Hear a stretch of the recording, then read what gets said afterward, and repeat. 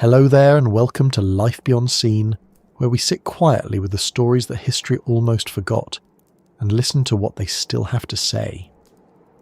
There is something deeply human about a blank space on a map. Not the kind of blank that means nothing is there, but the kind that means we do not yet know what is there. For centuries, maps of Africa carried a particular kind of blankness at their centre. The coastlines were drawn with confidence, sometimes with great precision, because ships had sailed them, traders had charted them, and colonial ports had been built along them. But the interior, the vast heart of the continent, was often left open, vague, dotted with speculation and rumour rather than measured coordinates. Some cartographers filled those spaces with decorative illustrations, elephants and mountain ranges placed not because anyone had confirmed them, but because a blank space felt like an admission of failure. Others simply left the white paper empty, which was perhaps more honest and somehow more haunting. That blankness had a pull to it, and in the 19th century it pulled hard. Tonight we're going to follow one man into that blank space. Not the most famous explorer of his era, not the name you would find most easily in a school textbook, but a young Royal Navy lieutenant named Verney Lovett Cameron, who in the 1870s did something that no European had ever done before. He crossed the African continent from coast to coast, walking from the Indian Ocean side all the way to the Atlantic, through territory that European mapmakers had never recorded, through forests and river systems and kingdoms that existed entirely outside the world of European knowledge. He did it in 3 years, he did it largely alone in command, and he came back with notebooks full of observations that would reshape what the Western world thought it knew about the centre of Africa. Before we go any further, I want to ask you something small. Where are you right now as you listen to this? Is there a map nearby, perhaps on a wall or folded in a drawer somewhere, or just the quiet map of your own neighbourhood that you carry in your head? And if you looked at that map, really looked at it, would there be anything on it that surprised you? Any place that felt further or stranger than you remembered? I ask because Cameron spent years with maps that were wrong, maps that he was correcting with every step he took, and there is something worth sitting with in that idea. The world is always a little different from the picture we have of it. If this kind of story is the reason you come here, we would love it if you would like this video and subscribe to the channel. It helps us keep making these long, slow, carefully told stories, and it means a great deal. Now let us begin. To understand why Verney Lovett Cameron matters, and why his story is worth spending an evening with, we need to understand the world he was born into. He came into that world in 1844, in the county of Devon in the southwest of England. Britain at that moment was in the middle of something it had never quite experienced before, and would never quite experience again. It was a period of extraordinary confidence, a sense that the world was knowable, that it could be measured and catalogued and understood, and that the British in particular were well suited to the task of doing so. The Royal Navy was the most powerful maritime force on Earth. British engineers were building railways across continents. British merchants were trading in every ocean, and British explorers were walking into places that European maps had never touched. Geography in this period was not just an academic subject, it was almost a civic duty. The Royal Geographical Society, founded in London in 1830, had become one of the most influential institutions in Britain. It funded expeditions, it published findings, it awarded medals, and it provided the organisational backbone for a generation of exploration. Its meetings were attended by politicians and scientists and military officers and curious members of the public. To present a paper at the RGS was to stand at the centre of something that mattered. To receive one of its medals was to be recognised not just by scholars, but by the British establishment itself. And the place that occupied the RGS more than almost anywhere else, throughout the 1860s and into the 1870s, was Africa. Specifically Central Africa.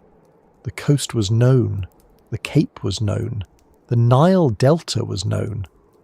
But the interior, the vast plateau that stretched from the Great Lakes westward toward the Atlantic, was a problem that had not been solved. The source of the Nile was still being debated. The relationship between the Great Lakes, Tanganyika, Victoria, Albert, and the river systems that connected them was unclear. The Congo Basin was essentially a mystery, and the question of where one river ended and another began was, in some cases, genuinely unresolved. Into this atmosphere of geographical urgency, Cameron grew up and found his career. He joined the Royal Navy as a young man, served in various postings, and developed a reputation as competent and careful, someone who could be trusted to do difficult work quietly and well. He was not a spectacular personality in the way that some Victorian explorers were. He didn't have Livingstone's missionary fervour or Stanley's aggressive self-promotion. He was, by most accounts, practical, observant, steady, the kind of person you want leading something hard. By 1872, he was 28 years old and had not yet done anything that history would remember. That was about to change, though not quite in the way anyone planned. The backdrop to Cameron's selection is worth understanding because it explains everything about how this expedition began. David Livingstone, by 1872, was the most famous explorer in the English-speaking world.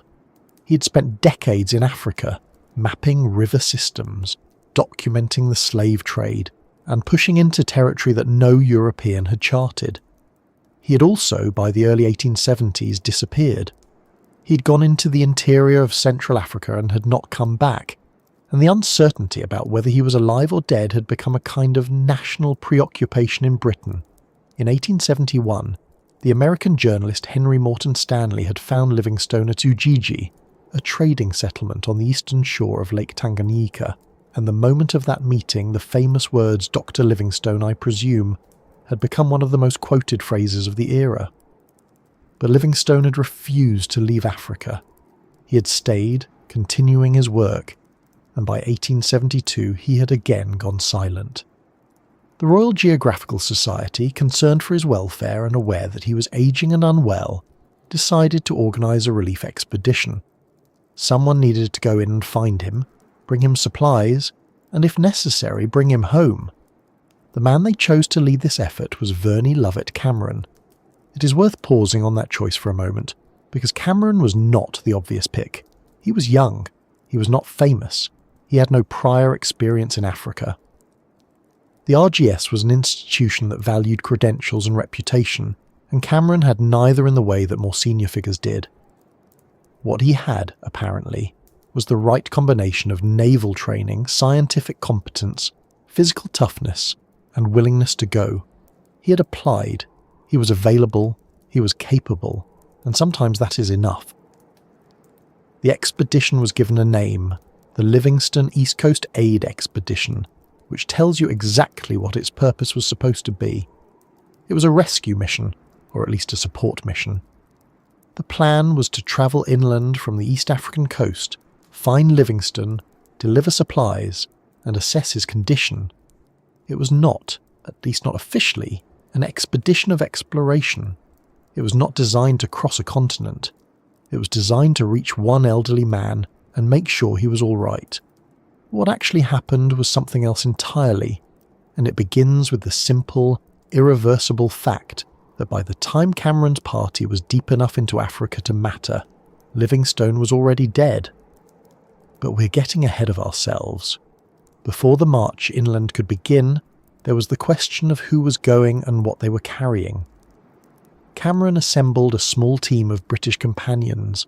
There was Lieutenant William Edward Dillon of the Royal Navy, there was Dr. William Dillon, who was his brother, and there was Robert Moffat, the nephew of David Livingstone himself. 4 men setting out from England toward a continent most of them had never seen. The equipment they carried reflected the priorities of Victorian scientific exploration. They had sextants and chronometers for measuring position. They had compasses and barometers. They had the tools necessary to record altitude and magnetic variation, and the courses of rivers. They also carried the practical necessities of travel in East Africa: medical supplies, trade goods, cloth and beads and wire, which functioned as currency in the interior, and enough provisions to get them started, though the expedition would need to resupply constantly from the trade networks along the way. The staging point for the expedition was Zanzibar, the island off the East African coast that served, in the 1870s, as the hub of the entire regional economy. Arab and Swahili traders moved through Zanzibar. Ivory and slaves came through Zanzibar. Expeditions going inland almost always passed through Zanzibar first, because it was where you hired porters, gathered information about the routes, and made contact with the networks of traders who knew the interior. Cameron and his team arrived there in early 1873 and began the work of organising a caravan. This was not a simple task. A Victorian expedition into Central Africa was not for men with backpacks. It was a moving community, sometimes numbering in the hundreds, including porters who carried the equipment and supplies, guides who knew the routes, and various other personnel whose roles shifted depending on the terrain and the circumstances. Hiring these people required negotiation, required understanding the local economy, required knowing what wages were fair and what would cause resentment. Cameron was new to all of this. He was learning as he went. The route they planned to follow was the well-established inland road from Bagamoyo, a coastal town on the mainland directly opposite Zanzibar, westward toward Lake Tanganyika. This was not a path through wilderness in any simple sense. The Arab and Swahili slave and ivory trade had been running along these routes for generations. There were established stopping points, villages accustomed to caravans passing through, and a whole infrastructure of commerce and movement that Cameron's expedition would plug into whether it wanted to or not. The interior of East Africa was not empty.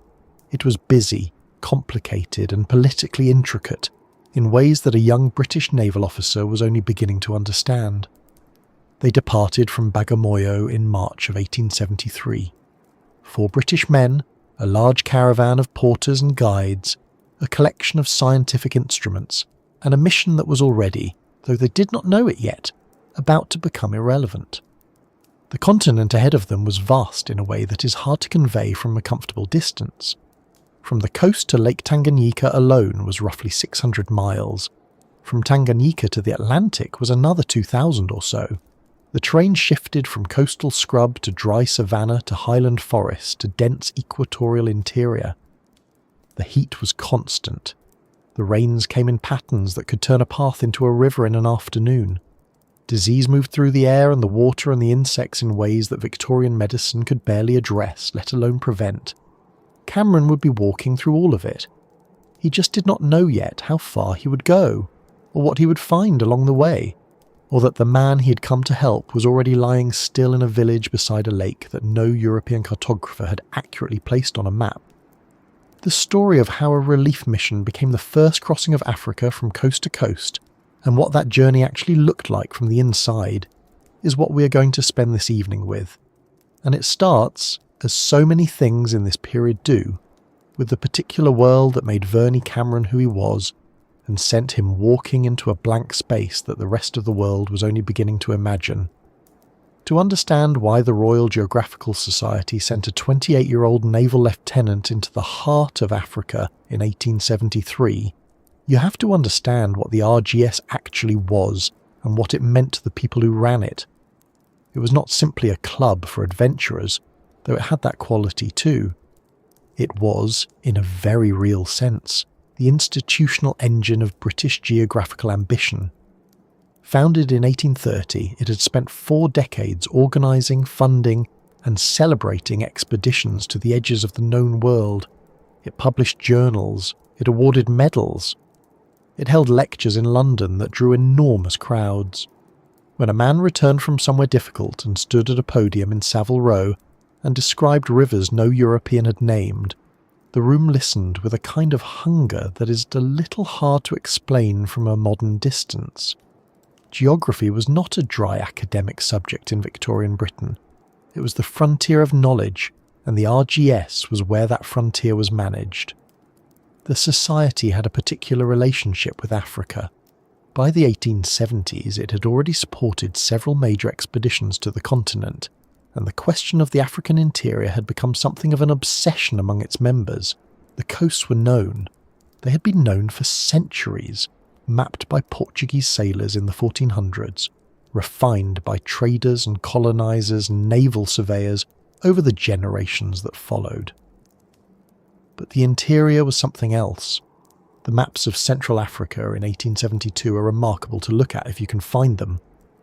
The coastlines are drawn with reasonable confidence, the edges are filled in.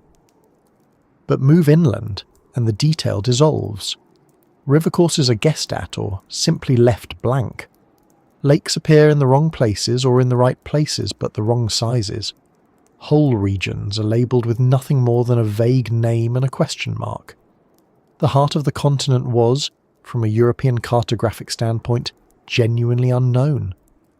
This was not because Central Africa was empty or uninhabited. It was because the people who lived there had their own ways of understanding and navigating the landscape, ways that did not translate easily into the longitude and latitude framework that European map makers required.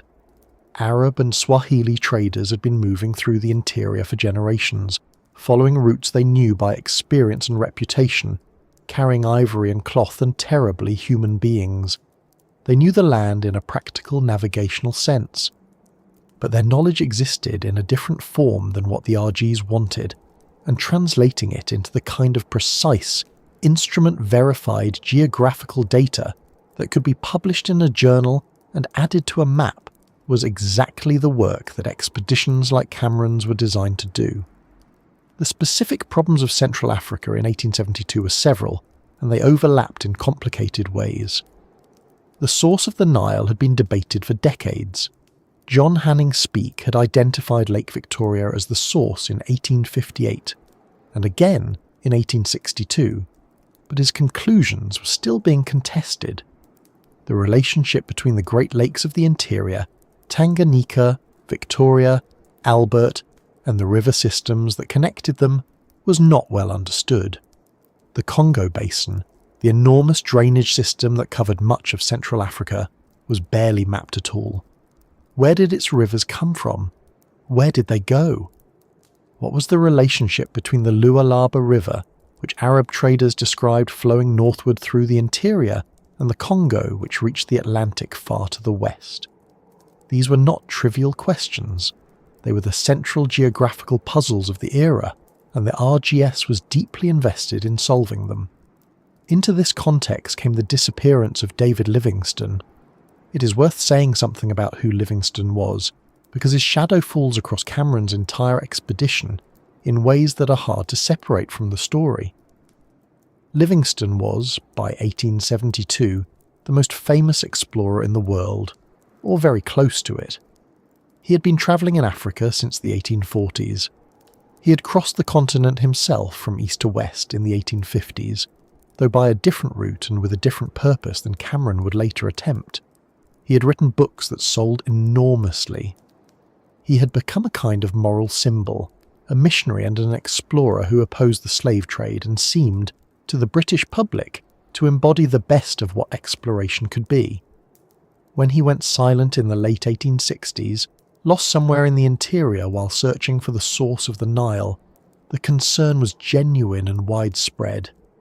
The RGS was alarmed, the public was anxious, and then, in 1871, the New York Herald sent a journalist named Henry Morton Stanley to find him. Stanley's mission was not sanctioned by the RGS, which caused some friction. It was a newspaper stunt as much as an expedition, funded by a press proprietor who understood the commercial value of a dramatic story. But it worked.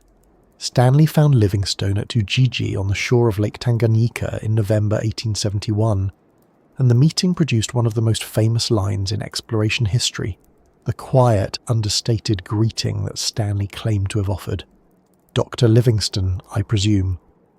Whether or not Stanley actually said it in exactly those words is a question historians have debated, but the phrase stuck, and the reunion was celebrated enormously back in Britain. Livingstone, however, refused to come home. He was still searching for the Nile's source, still convinced he was close to something important, and he stayed in Africa.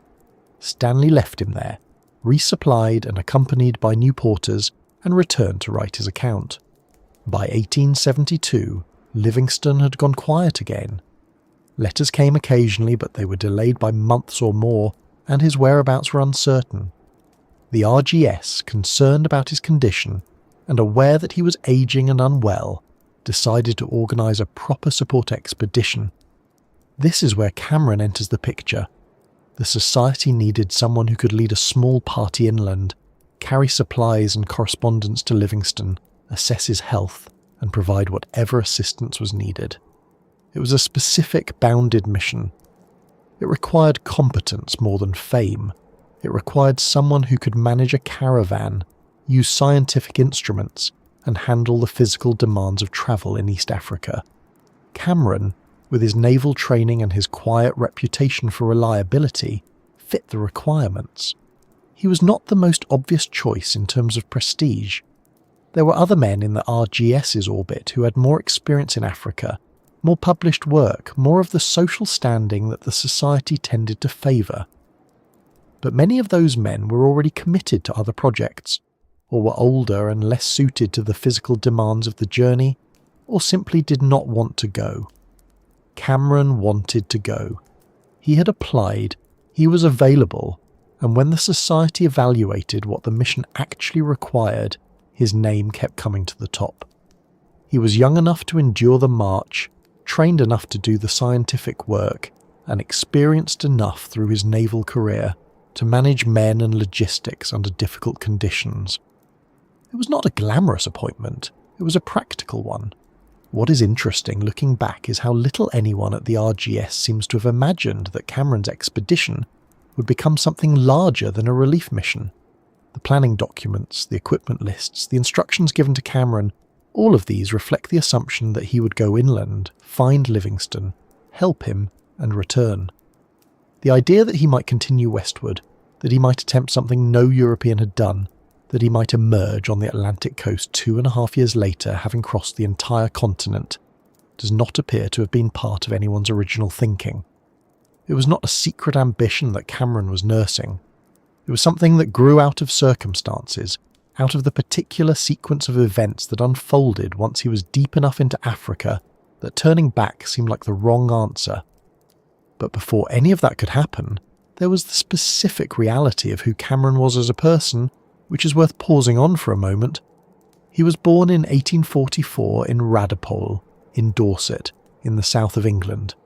His father was a clergyman.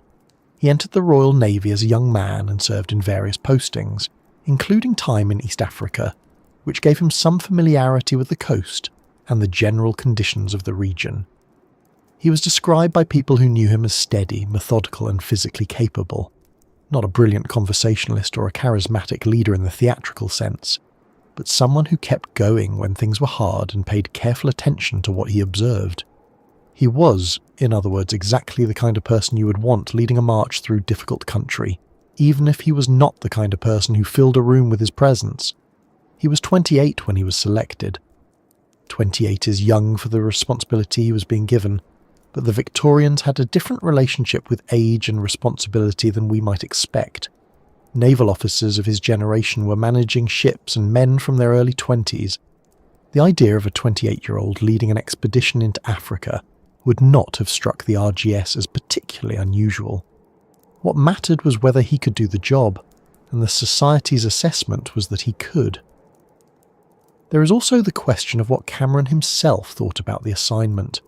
He left some written record of his feelings, and what comes through is a mixture of genuine excitement and careful professionalism. He understood that he was going somewhere difficult, and that the mission carried real risks. He did not seem to be reckless about those risks, but he did not seem to be frightened by them either. He was the kind of man who made lists, checked his instruments, organised his supplies, and then started walking. That quality, that practical, methodical willingness to simply begin, would carry him further than anyone expected. The world he was leaving behind was one that placed enormous value on exactly what he was about to attempt. Victorian Britain was not simply interested in exploration as a hobby or a spectacle, though it was those things too. Exploration was tied to commerce, to empire, to the sense that Britain had a particular role to play in the ordering of the world. The RGS existed at the intersection of science and ambition. of genuine curiosity about the planet and a very practical interest in what that planet contained. When Cameron set out from Bagamoyo in the spring of 1873, he was carrying all of that with him. The instruments and the trade goods and the mission to find one old man, but also the broader expectations of a society that believed the blank spaces on the map were problems to be solved and that solving them was, in some important sense, Britain's job. Whether that belief was right, whether the blank spaces needed filling in the way that Victorian Britain imagined, is a question that the rest of Cameron's story will complicate considerably. But in the spring of 1873, those complications were still far away, somewhere beyond the coastal scrub and the long hot miles of the Marseille steppe. What was immediately in front of Cameron was the march itself, the daily reality of moving a caravan of men and equipment through terrain that did not care at all about the ambitions of the Royal Geographical Society. And it was in those first weeks of walking that the expedition began to reveal how much harder it would be than anyone had planned for. The expedition that Cameron was preparing to lead had a formal name, the Livingstone East Coast Aid Expedition. That name tells you everything about what the RGS intended it to be, and almost nothing about what it would actually become. But in the winter of 1872 and into early 1873, while the planning was still underway in London, nobody was thinking beyond the name. The goal was clear: go to Africa, find Livingstone, bring him whatever he needed, and help him complete whatever work he was still trying to do. It was, in theory, a relatively contained mission. In practice, it required the kind of preparation that could easily fill months. Cameron was not going alone. The RGS assigned him 3 companions, which was a fairly standard size for a small expedition of this kind. The first was Lieutenant William Edward Dillon of the Royal Navy, who was there as a fellow officer and capable second-in-command. The second was Dr. William Dillon, who was William Edward's brother, brought along as the expedition's medical officer. Having a doctor on an African expedition was not a luxury. It was close to a necessity. Fever, dysentery, and a range of other illnesses had ended or severely disrupted nearly every previous expedition into the East African interior, and the RGS understood that medical capacity was part of what kept a caravan functioning. The third member was Robert Moffat, who was the nephew of David Livingstone himself. Moffat's inclusion had a practical logic to it. He knew his uncle, he could make a positive identification when they found him, and his presence gave the expedition a personal connection to the man they were looking for. It also had a symbolic quality that the RGS probably appreciated. Sending Livingstone's own nephew to find him was a good story, and the Victorians understood good stories. The equipment list for the expedition reflects the dual nature of what Cameron was supposed to accomplish. On one side, there were the scientific instruments, because even a relief mission was expected to produce useful geographical data. Cameron carried sextants for measuring latitude, chronometers for calculating longitude, compasses, barometers for recording altitude, and thermometers. He had notebooks and charts, drawing materials, and the kind of careful working knowledge of celestial navigation that his naval training had given him. These were not backup tools. Cameron intended to use them throughout the march, recording observations as he went, building up a picture of the interior that European cartographers did not yet have. On the other side of the equipment list were the practical necessities of travel in East Africa in the 1870s. Medical supplies, including quinine, which was the primary treatment for malaria, and which Cameron and his companions would come to depend on heavily. Food for the early stages of the journey, before they were deep enough into the interior to rely on local supplies, and trade goods, which were the currency of movement in this part of Africa. Cloth was particularly important, specifically a type of unbleached cotton fabric called Merikani, which was highly valued along the trade routes. Glass beads of various colours and sizes served a similar function in different regions. Copper wire was also useful. These were not trinkets or novelties. They were the medium through which a caravan negotiated passage, bought food, paid porters, and maintained relations with local chiefs and traders. Without them, you could not move. The departure point was Zanzibar. the island off the East African coast that served as the primary staging ground for expeditions heading into the interior. Zanzibar in the 1870s was a busy and complicated place. It was the centre of the Arab and Swahili trade network that extended deep into Central Africa, carrying ivory and, far more grimly, enslaved people to the coast. The Sultan of Zanzibar, Bagash bin Said, held nominal authority over a vast trading empire whose reach stretched to Lake Tanganyika and beyond. For European explorers, Zanzibar was where you organised your caravan, hired your porters, bought your supplies, and made the contacts that would allow you to travel inland without being stopped at every village. Cameron arrived there in early 1873 and spent several weeks doing exactly this. Hiring porters was not a simple transaction. The men who carried loads on East African expeditions were not just labourers in the mechanical sense. They were experienced travellers who knew the routes, spoke the relevant languages, understood the local politics, and had their own reasons for taking or declining a particular job. Many of them were from the coastal Swahili communities, or from inland groups like the Nyamwezi, who had a long tradition of long-distance trade and travel. They knew what they were worth, and they negotiated accordingly. A caravan of the size Cameron was assembling required a substantial number of men, perhaps 100 or more when fully organised, each carrying a load of around 60 to 70 pounds. Managing that many people, keeping them paid, fed and motivated across hundreds of miles of difficult country, was itself a significant undertaking. Cameron, with his naval background in managing crews, was probably better prepared for this than many civilian explorers would have been. But it was still hard, and the negotiations in Zanzibar took time. The actual march began from Bagamoyo, a coastal town on the mainland directly across from Zanzibar, which was the traditional starting point for expeditions heading inland toward Lake Tanganyika. Bagamoyo in the 1870s was a place of considerable activity and considerable sorrow.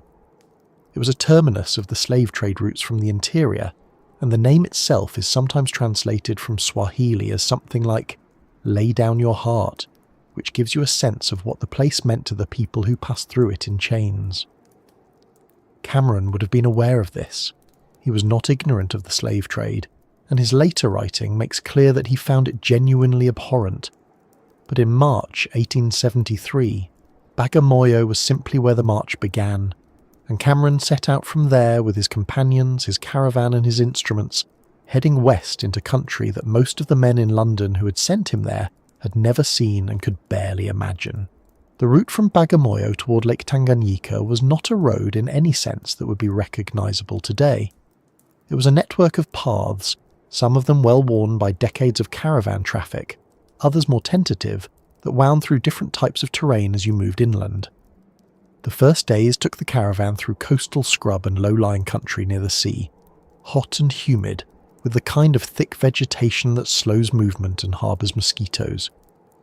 Further inland, the land opened up somewhat into drier, more open country, before rising again into highland areas with cooler temperatures and different landscapes. The march covered, on a good day, somewhere between 10 and 15 miles. On a bad day, far less. River crossings, difficult terrain, illness among the men, negotiations with local chiefs, all of these could slow or stop progress entirely. The pace of an African caravan in this era was not the pace of a military column or a modern hike. It was the pace of a community in motion, with all the complexity and unpredictability that implies. Cameron began his scientific observations almost immediately. He was taking altitude readings with his barometers, recording the courses of rivers, making magnetic observations with his compass, and fixing positions with his sextant and chronometers whenever conditions allowed. This work was not incidental to the expedition.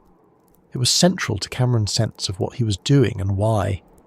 Every reading he took was a small correction to the maps of Central Africa that existed in London, maps that were, in many places, simply guesses or blank spaces. He was meticulous about this work in a way that speaks to both his naval training and his personal temperament. Even when the march was difficult, even when he was unwell, Cameron kept recording. His notebooks from this period are dense with figures, coordinates, elevations, compass bearings, and observations about the landscape and the weather. The expedition's formal goal, meanwhile, was still very much in view. Cameron and his companions were marching toward Livingstone, toward a man they expected to find somewhere in the interior, probably somewhere around Lake Tanganyika, alive and in need of assistance. The question of what exactly they would do when they found him, how much help he would need, whether he would want to come back to the coast, whether he would insist on continuing his own work, all of this was left somewhat open. The instructions from the RGS were to find him and help him. The specifics would be worked out on the ground. But then, in May 1873, only weeks into the march, Robert Moffat died. He had fallen ill with fever, which was not unusual in the coastal lowlands, but his condition deteriorated quickly and he did not recover. He was buried somewhere along the route inland, far from England, far from his family, far from the uncle he had come to find. He was a young man. His death was a hard blow to the expedition, not only emotionally but practically. The party was already smaller. The man who could have made a personal identification of Livingstone was gone.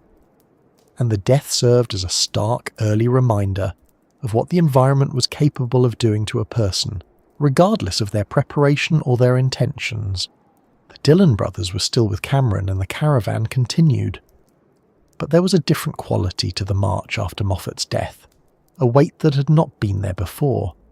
Cameron does not write about this at great length in his later account, which is characteristic of his style. He was not a man who dwelt extensively on his own emotions in his public writing. But the fact of the loss is there in the record, and it is not difficult to imagine what it meant to be weeks into a march of uncertain length, in difficult country, having already buried one of your companions. The caravan pressed on through the heat, and the long miles following the trade routes west, the same paths that Arab and Swahili merchants had been using for generations to carry ivory and other goods to the coast. Cameron was not travelling through empty wilderness. He was moving through a landscape that was already deeply organised by commerce, by political relationships between chiefs and traders, by the rhythms of a long-distance trade system that connected the East African coast to the far interior. This is something that gets lost in the more romantic versions of African exploration, the idea that European explorers were moving through untouched or unknown territory. The territory was not unknown to the people who lived there, or to the Arab and Swahili traders who had been operating in it for a century or more. Cameron was, in a real sense, following paths that others had made, using knowledge that others had accumulated, and depending on relationships that had been built by people who had no connection to the Royal Geographical Society. He understood this, at least partially, and his account of the journey reflects a genuine awareness of the human world he was moving through, even if his perspective on that world was inevitably shaped by the assumptions of his time and his culture. By the time the caravan had been on the road for several months, the shape of the expedition was becoming clearer. The scientific work was proceeding steadily. The route was following the established corridor toward Lake Tanganyika. The men were holding together, though illness was a constant presence. And somewhere ahead, still weeks of walking away, was the man they had come to find, or so Cameron believed. What he did not yet know was that the circumstances of the expedition were about to change in a way that would require him to make a decision that no one in London had anticipated. A decision that would determine not just the outcome of this particular journey, but his place in the history of African exploration. The march continued west, one careful mile at a time, toward a meeting that would arrive sooner than expected, and in a form that no one had planned for. The train inland from Bagamoyo does not announce itself dramatically. It begins quietly, almost gently, with a narrow coastal strip of sandy soil and low scrub, the kind of landscape that feels like it is still deciding what it wants to be. The air is thick with humidity from the Indian Ocean, and the vegetation is dense in a tangled lowway rather than the towering forest that comes later. For the first days of the march, the expedition was moving through a world that was still recognisable to anyone who had spent time on the East African coast. Small settlements, cultivated plots, paths worn smooth by years of foot traffic.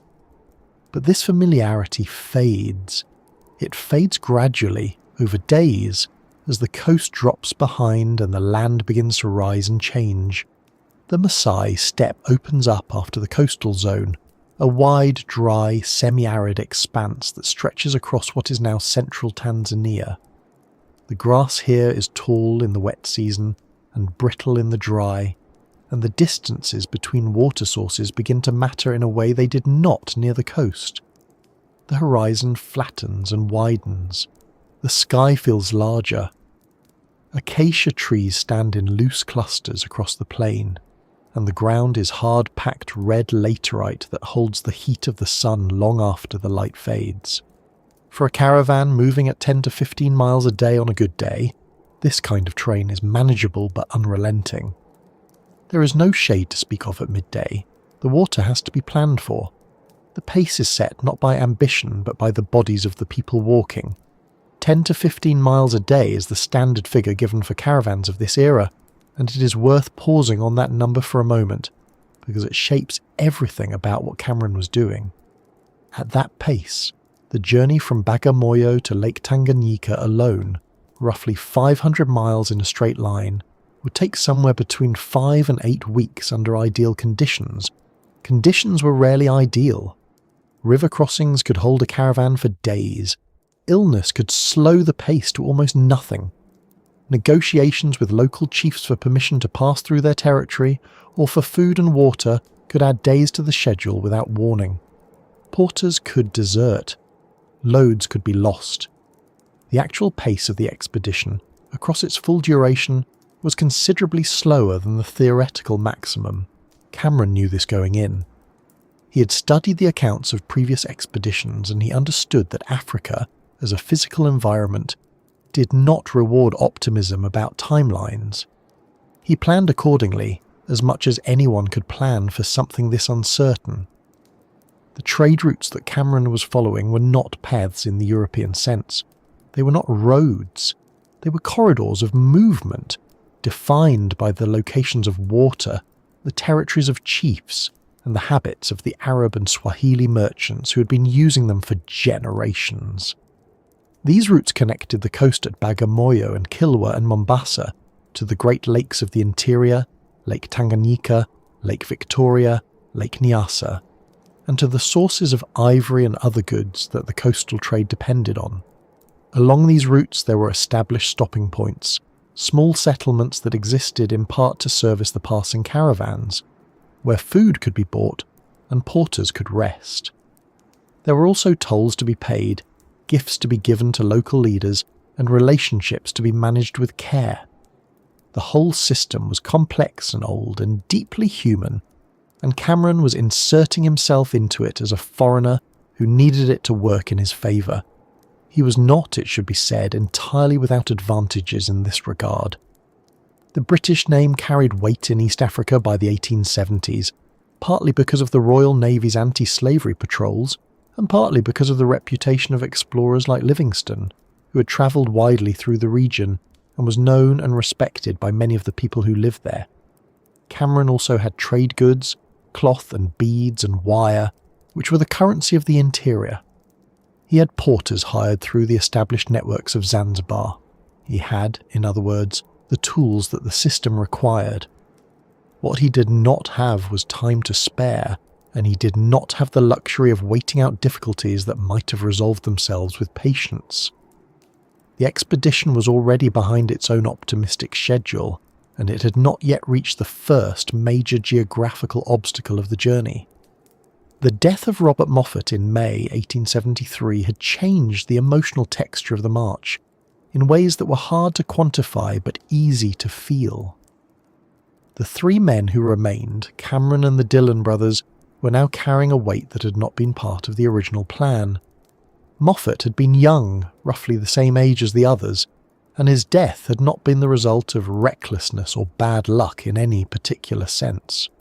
He had simply encountered the fever that was endemic to the East African lowlands, and his body had not been able to fight it off. This was the reality of travel in this part of the world in 1873. Malaria was not understood at the mechanism level. The connection to mosquitoes would not be established until the 1890s, and while quinine was available and used, it was not always effective and was not always taken consistently or in the right doses. The expedition had medical supplies, but medicine in this era was limited in what it could actually do against the diseases of the tropics. Cameron continued to record his scientific observations through all of this. He was taking altitude readings with his aneroid barometers at regular intervals, noting the readings in his journal alongside the date, the location as best he could fix it, and the weather conditions. He was recording the courses of rivers and streams as the caravan crossed them, noting their direction, their approximate width, whether they were running fast or slow, whether they appeared to drain north or south. He was making magnetic compass observations, which were important for understanding the variation between true north and magnetic north across different parts of the continent, a question that had practical navigational significance and that the Royal Geographical Society was particularly interested in, and he was using his sextant and chronometers to fix his latitude and longitude whenever he had a clear sky and the time to do the calculations. This last task was more involved than it might sound. A sextant observation requires a clear horizon, which is not always available in forested or hilly terrain. It also requires accurate time, which meant keeping the chronometers wound and protected from the heat and the jolting of travel, and it requires the mental focus to do the trigonometric calculations correctly, which is not always easy when you are tired, unwell, and managing a caravan of several dozen people. Cameron managed it with what his later account describes as methodical regularity. He was building, observation by observation, a picture of the interior of Central Africa that was more accurate than anything that existed in London at the time.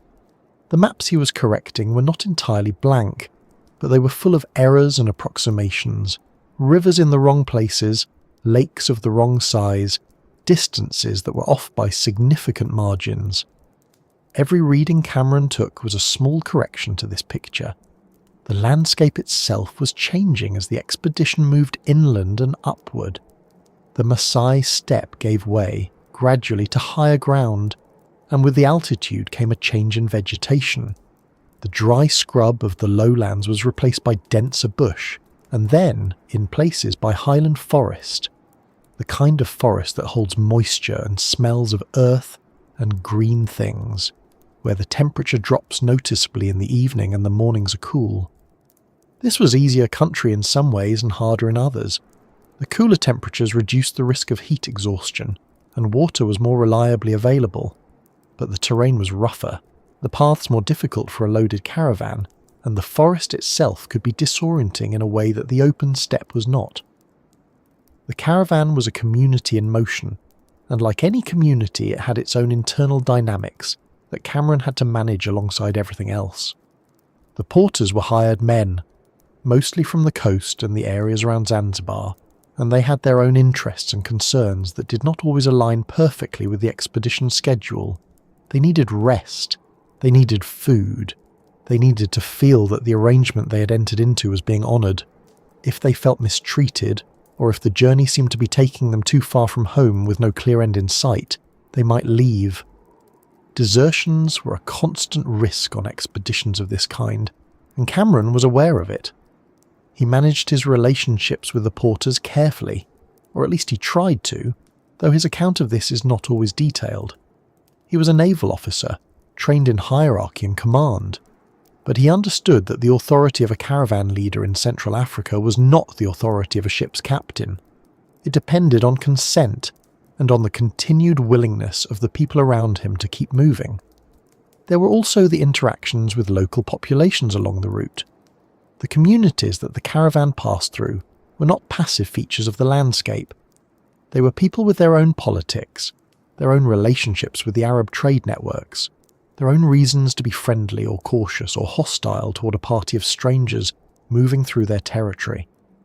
Cameron was generally diplomatic in these encounters, offering gifts of cloth or beads, showing his instruments with the mild curiosity they usually provoked, and trying to gather information about the route ahead.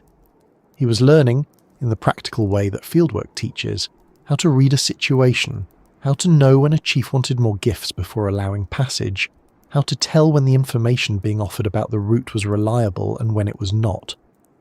This kind of knowledge is not in any manual. It accumulates through experience, through mistakes, through the slow process of paying attention. By the middle months of 1873, the expedition had settled into a rhythm that was demanding but sustainable, or at least it appeared so from the outside. Cameron was unwell at intervals, as were the Dillon brothers, but the march was continuing. The scientific work was proceeding. The trade routes were being followed. The distance to Lake Tanganyika was decreasing, week by week, mile by mile. There was still a purpose to the journey, the original purpose, the search for Livingstone, and that purpose gave the expedition its forward motion. Cameron believed that Livingstone was out there, somewhere ahead, and that reaching him was both a duty and a goal worth the effort. What he could not have known, as the caravan moved through the second half of 1873, was that the man they were marching toward was already gone. Livingstone had died on the 1st of May 1873 at a village called Chitambo in what is now Zambia, kneeling in prayer beside his bed, his body found by his servants in the early hours of the morning. His faithful attendants, Susie and Chuma, had made the extraordinary decision not simply to bury him where he fell, but to preserve his body and carry it to the coast, a journey of many months through difficult country so that he could be returned to Britain. They removed his heart and buried it under a tree at Chitambo. They dried his body in the sun for 2 weeks, then wrapped it in bark and sailcloth and began the long march east. It was one of the most remarkable acts of loyalty in the history of African exploration, and it would bring Cameron face to face with something he had not anticipated. The two parties, Cameron's caravan moving west and the group carrying Livingstone's body moving east, were converging on the same routes through the interior, and the meeting between them was not far off. Cameron did not know this yet. He was still marching toward a living man, still planning for a conversation, still thinking about what it would mean to find Livingstone and what the explorer might need. The expedition's original purpose was still intact, at least in Cameron's mind, as the caravan pressed on through the long miles of the African interior, following the trade routes west, recording the landscape, enduring the heat and the illness, and the slow accumulation of distance. The answer to the question of what this expedition would become was waiting for him somewhere ahead, in the form of a group of men walking toward the coast with a terrible and extraordinary cargo. The meeting happened in October of 1873. The exact date varies slightly depending on the source, but the encounter itself is not in doubt. Cameron's caravan, moving westward along the trade routes through the interior, came upon a group of men travelling in the opposite direction. They were moving east toward the coast, and they were carrying something wrapped carefully in bark and sailcloth. It did not take long for Cameron to understand what he was looking at. The group was led by Livingstone's most trusted servants, Susie and Chuma, along with a number of other attendants who had been with the explorer during his final months. They had been walking for months already. They had come from a place called Chitambo's village, in the country south of Lake Bangweolu, which is in what is now Zambia, and they had a very long way still to go before they reached the coast. They were tired. They had been through something that is difficult to fully imagine. The man they had served, and by most accounts genuinely loved, had died in the early hours of May the 1st, and they had made the decision, collectively, to bring him home. Not bury him in the interior and leave, to bring him home. What they had done to make this possible was extraordinary in a practical sense. They had removed Livingstone's heart and internal organs and buried them under a mavula tree at Chitambo's village, in African soil, as some of the attendants felt was right. Then they had dried his body in the sun for approximately 2 weeks, treating it with salt and brandy to help preserve it. They had wrapped it in bark, then in sailcloth, and fashioned a kind of cylinder to carry it, disguising it at times as ordinary trade goods to avoid attracting attention or alarm from communities along the route. The whole process required knowledge, care, and a kind of quiet determination that doesn't get nearly enough attention in the histories that tend to focus on European figures. Cameron met this group on the path, and once he understood what they were carrying, He asked to examine the body. He needed to be sure. The identification mattered, both practically and formally.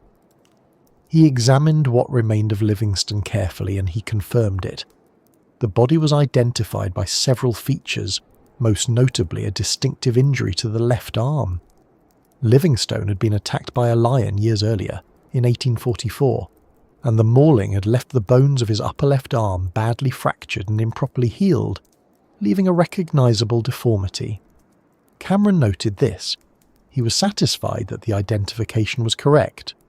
David Livingstone, the most celebrated African explorer of his era, the man whose disappearance had prompted the sending of H.M. Stanley in 1871, and whose continued welfare had been the stated reason for Cameron's own expedition, was dead. He had been dead since May. It was now October. The expedition's original purpose had ceased to exist 5 months earlier, and Cameron was only now finding out. He also received, from Susie and Tuma, a collection of Livingstone's papers and journals. These were the records of the explorer's final years, his observations and reflections from the last stages of his search for the Nile source. They were handed to Cameron as the senior British officer present, the most obvious person to ensure they reached the right hands. Cameron accepted them carefully. He understood their importance. These were not just personal papers, they were a scientific and historical record, and getting them safely to Britain mattered. There was a discussion within the expedition about what to do next. This is perhaps an understatement.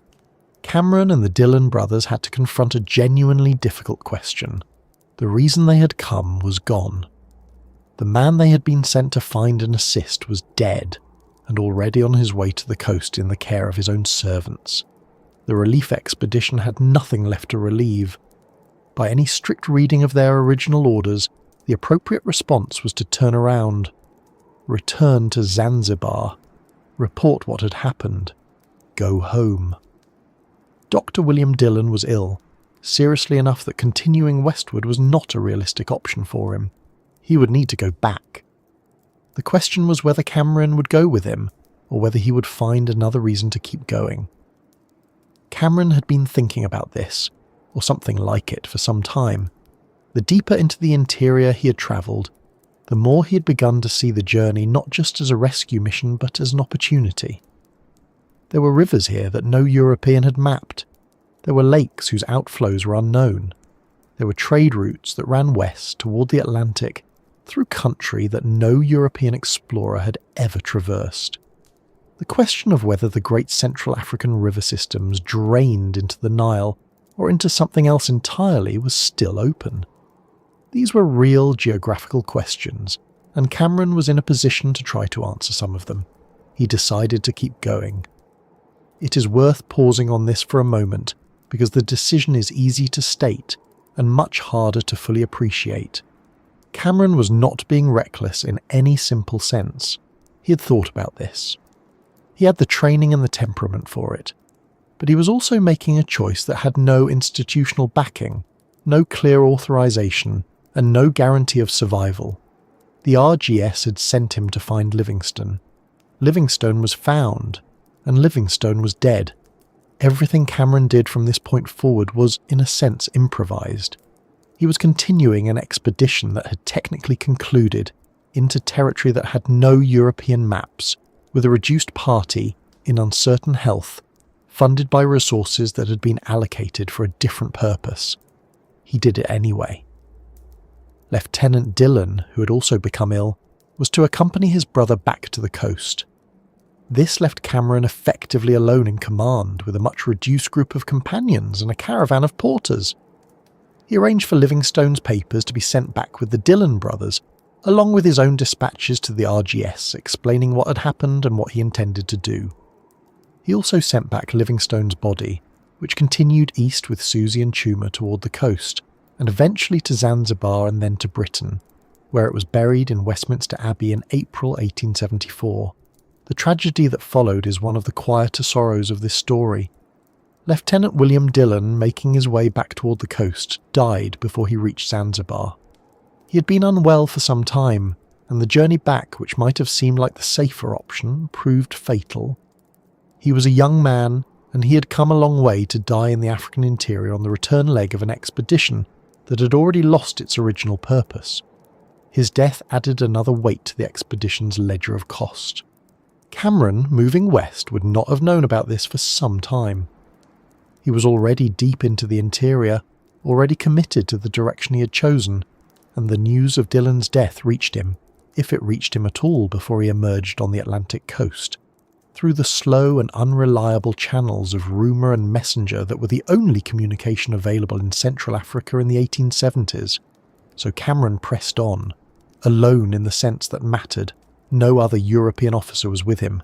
He had his porters, his instruments, his journals, and the route west. The original mission was gone. The justification he now carried was self-made. The geographical work that needed doing, the questions that could be answered, the maps that could be corrected. Whether this was enough to justify what he was about to put himself and his caravan through is a question he probably did not spend too much time asking. He was a naval officer. He had a direction. He kept moving.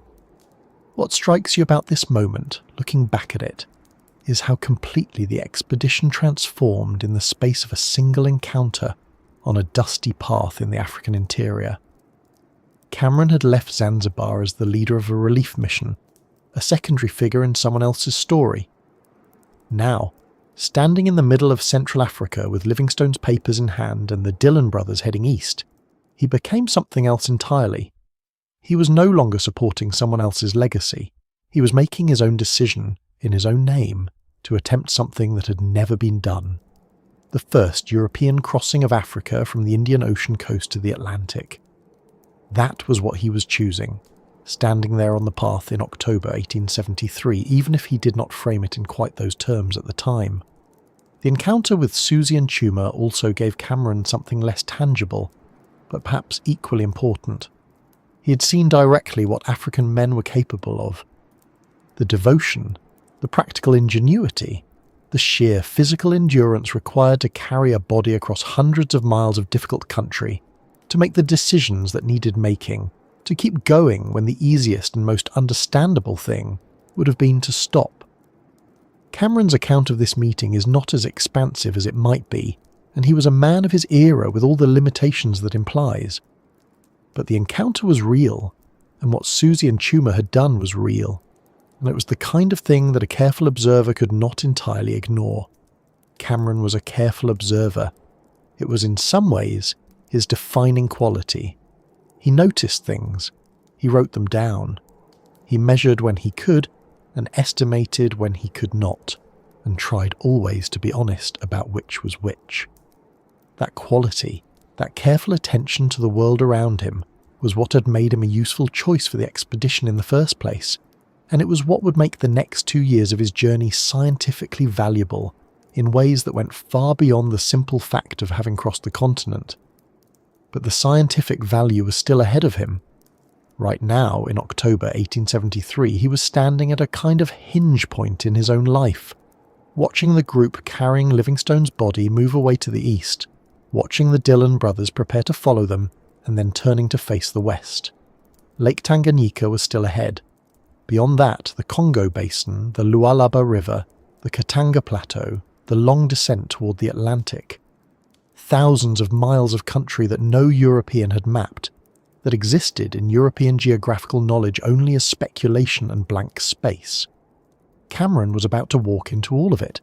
He gave the order to move. The caravan began to walk. And the direction was west.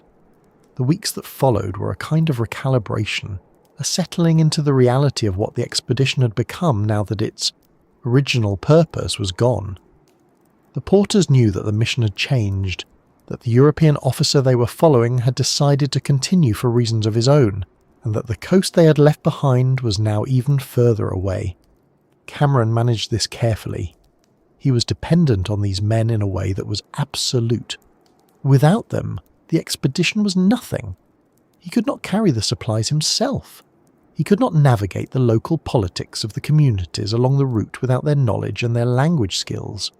He needed them to keep going, and so he gave them reasons to keep going. Payment, respect, the daily maintenance of an arrangement that felt fair enough to sustain. The route west from where Cameron now stood led toward Lake Tanganyika, still some distance away. It was a route that other travellers had taken, Arab traders mostly, moving between the coast and the lake on the well-worn corridors of the ivory and slave trade. Cameron was not moving through wilderness in the sense of empty, untravelled space. He was moving through a landscape that was deeply human, deeply trafficked, full of history and commerce and conflict. He was simply the first European to be moving through it with a chronometer in one hand and a notebook in the other, trying to fix its positions on a map that did not yet exist.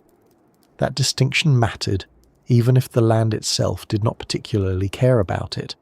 He was moving toward Ujiji, the lakeside settlement on the western shore of Lake Tanganyika, the same place where Stanley had found Livingstone 2 years earlier.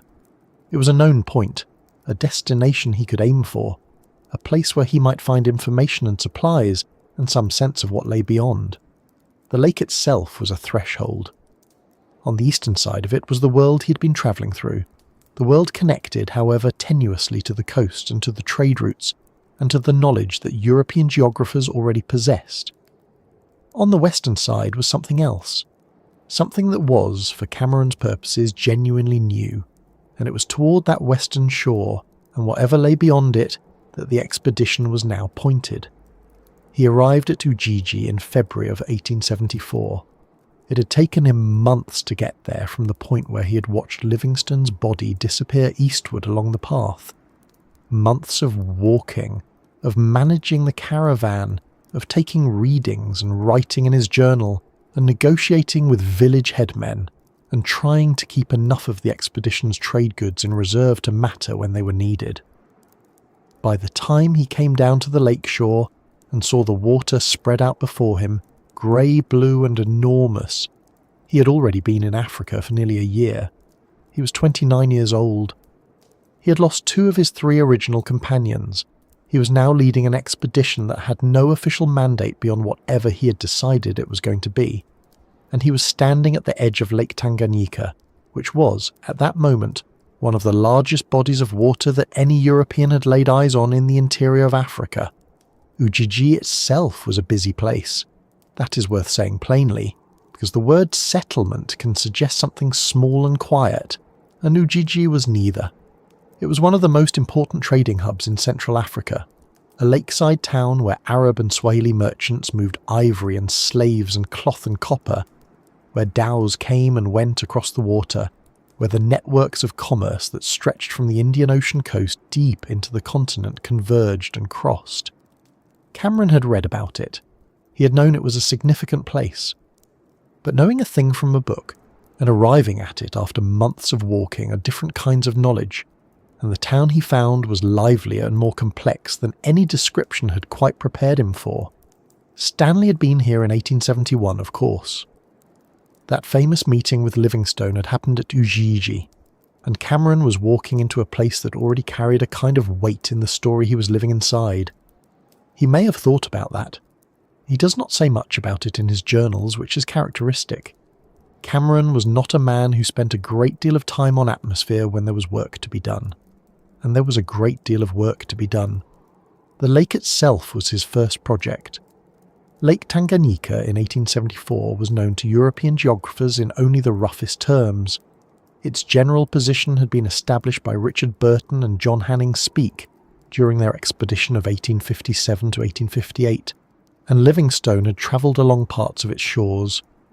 But its precise dimensions, the courses of the rivers that fed it, the question of how it drained, all of this was still uncertain. The uncertainty about the drainage was particularly significant because it connected directly to one of the great unresolved questions of African geography. Where did the water go? The Nile question had dominated European thinking about Central African hydrology for decades. Everyone wanted to know where the Nile began. Livingstone had spent years pursuing the idea that the ultimate source might lie further south and west than anyone had previously imagined. Speke had argued for Lake Victoria. The debate was still alive in 1874, and Lake Tanganyika sat in the middle of it geographically. a vast body of water whose relationship to the great river systems of the continent was still not understood. Cameron intended to understand it. He began by trying to obtain a boat. This turned out to be considerably harder than he had expected. There were dhows on the lake, Arab trading vessels, but their owners were not particularly eager to lend or hire them to a British naval officer who wanted to sail around taking measurements. Cameron spent weeks negotiating, waiting, trying different approaches. He eventually managed to get access to a small vessel, not ideal, not what he had hoped for, but enough to allow him some time on the water. He used that time carefully. He was trained in navigation, and he brought to the lake the same methods he would have used at sea: lunar observations, chronometer readings, careful attention to compass bearings and estimated distances. He was trying to fix the positions of the lake's features with enough precision to produce a reliable chart, something that could be placed on a map and trusted. This was painstaking work. A single position fix required multiple observations taken at specific times, calculations done by hand, corrections applied for instrument error and atmospheric conditions. Cameron did this repeatedly, systematically, working his way around the portions of the lake he could access. He also paid close attention to the rivers. The lake received water from a number of streams and rivers flowing in from the surrounding highlands. But what Cameron was most interested in was what flowed out. A lake as large as Tanganyika, receiving water from such a wide catchment area, had to drain somewhere. The question was where? He found his answer in the Lukuga River. The Lukuga flows out of the western shore of Lake Tanganyika, heading west toward the Congo Basin. It is not a dramatic river, not a great cascade or a thundering rapid. It is a relatively quiet outflow, easy to miss if you're not looking for it. But Cameron was looking for it, and when he found it and examined its flow, he understood what he was seeing. The water was moving west, not north toward the Nile, not east toward the Indian Ocean, west toward the great drainage system of the Congo. This was a significant finding. It did not resolve every question about Central African hydrology, but it did clarify one important piece of the puzzle. Lake Tanganyika was not part of the Nile system. It drained into the Congo Basin. Cameron wrote this up carefully, noting his observations of the river's flow, the direction of current, the width of the channel, the vegetation on its banks. He was precise about what he had observed and appropriately cautious about the conclusions he drew, acknowledging that a full survey of the river's course would be needed to confirm the connection completely. But the direction was clear. The water went west. He also gathered information from the Arab traders at Ujiji about what lay further west. This was a different kind of intelligence, less precise than his own measurements, but valuable in its own way. The traders knew the routes. They had been moving through the interior of Central Africa for decades, following the Lualaba River south and west, crossing the forests of the Manyema region, reaching into territories that no European had visited. They could tell Cameron things about the landscape, the distances, the political situation, the rivers and forests and peoples that lay between Ujiji and the Atlantic coast. He listened carefully and wrote down what they told him. Some of what they described was encouraging. There were routes. There were communities along the way that maintained trading relationships with the Arab networks. There were rivers that could be followed, landmarks that could be aimed for. The journey west was not simply a plunge into the unknown. It was a navigation through a human landscape that had its own geography, its own logic, even if that geography had never been recorded in a form that European cartographers could use. Some of what they described was less encouraging. The Manyema region, the dense forest country west of Tanganyika, was difficult terrain and sometimes hostile territory. There were communities that did not welcome strangers. There were stretches of forest so thick and wet that travel became genuinely dangerous. The distances involved were enormous, and the further west you went, the thinner the information became, the more the trader's knowledge dissolved into rumour and approximation. Cameron absorbed all of this. He spent several months at and around Ujiji, not idling, but working, surveying, gathering information, preparing. he was also rebuilding his caravan. The group that had walked with him from the coast had shrunk considerably, through death and desertion and the return east with Livingstone's body. He needed more porters, more guides, more people who knew the country ahead.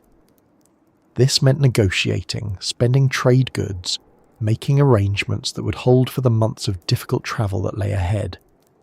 It was the kind of logistical work that exploration narratives tend to skip over quickly, because it is not dramatic, but it was essential. Without it, everything else was impossible. He also continued his scientific observations from the lakeshore. He had barometers and thermometers and compasses and sextants, and he used all of them. He was recording altitude measurements, magnetic declination readings, meteorological observations, noting the species of plants and birds he encountered, describing the geology of the lakeshore. All of this went into his journals, page after page of careful notation, the kind of record that would take months to compile and years to fully analyse. Cameron was not just travelling.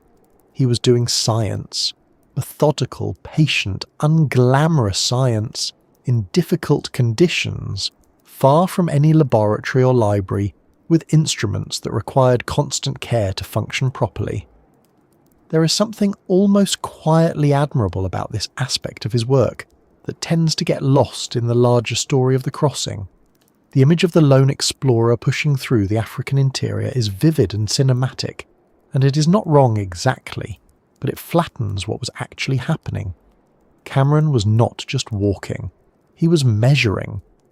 Every day that he could, in whatever conditions he found himself, he was taking readings and writing them down, building up a body of data that would eventually allow cartographers back in London to draw lines on maps that had previously been blank. That was the real work. The walking was just how he got to the next place where he could do it. By the time he was ready to leave Ujiji and head west, he had been at the lake for several months. He had a reasonably clear picture of its outflow, a collection of position fixes that would allow its shape to be mapped more accurately than before, and a set of route information gathered from Arab traders that gave him at least a rough sense of what lay ahead. He had a rebuilt caravan, smaller than he would have liked, but functional. He had his instruments, carefully maintained and packed. He had his journals.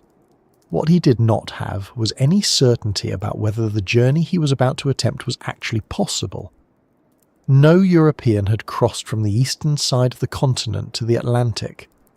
The routes that the Arab traders described were not the same as surveyed roads. The political landscape west of the lake was complex and could shift without warning. His supplies were finite and the distance was not.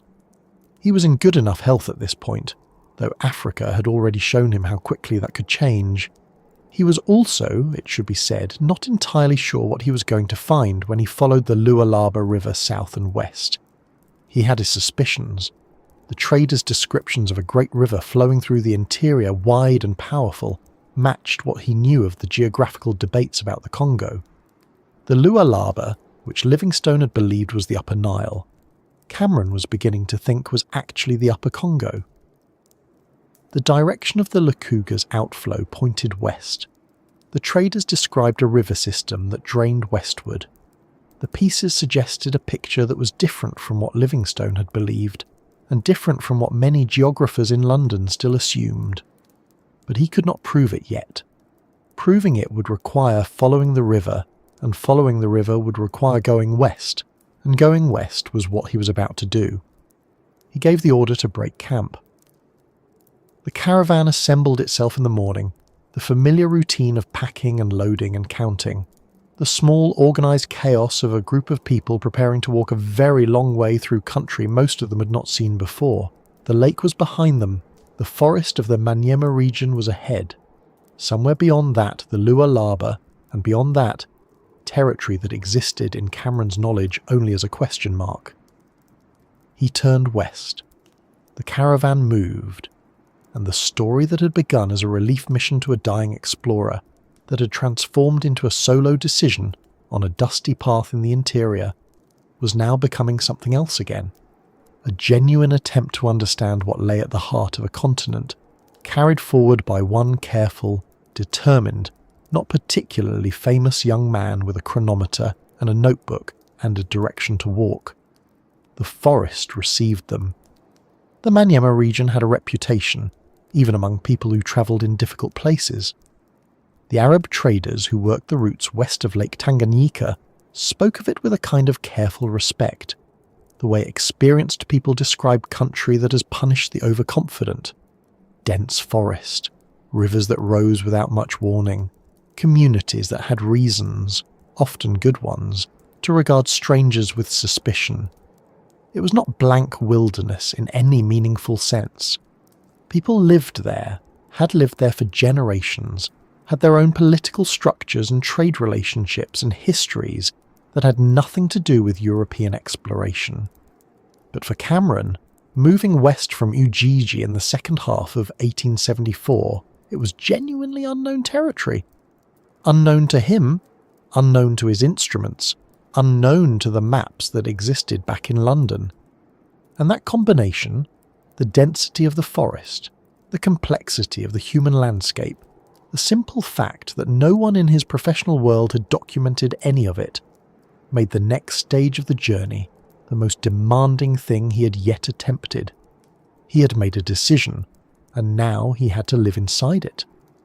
The caravan that left Ujiji was not the same one that had departed Bagamoyo 18 months earlier. It was smaller, differently composed, built from negotiations conducted at the lake over months of careful preparation. Cameron had spent trade goods, made agreements, hired new porters and guides who knew at least the first stages of the route west. Some of these men had travelled with Arab trading parties into the Manyema before. They knew roughly where the paths went, which communities were likely to be welcoming and which were not, where water could be found and where it could not. This knowledge was essential. Cameron understood that. He was not walking through an empty landscape with only his instruments for guidance. He was moving through a world that other people understood far better than he did, and his ability to keep moving depended on maintaining relationships with those people, on being useful or at least not threatening, on having enough trade goods to negotiate passage when negotiation was required. This is where Tipu Tip enters the story. His full name was Hamad bin Muhammad al-Murjebi, and he was one of the most powerful figures in Central African trade during this period. He was an Arab Swahili trader of extraordinary range and influence, operating out of Zanzibar but with networks that extended deep into the interior, into the Manyema and beyond. He dealt in ivory and, it must be said plainly, in enslaved people. He was not a simple figure. He was intelligent, politically skilled, multilingual, and by many accounts personally charming. He was also deeply embedded in a trade system that caused immense human suffering. Cameron encountered him during this period of the journey, and the meeting was significant in practical terms. Tipu Tip knew the country west of Tanganyika better than almost anyone Cameron could have spoken to. His trading parties had moved through it repeatedly.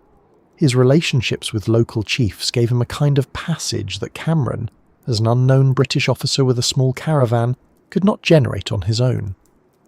Cameron's position here was genuinely uncomfortable, and he seems to have known it.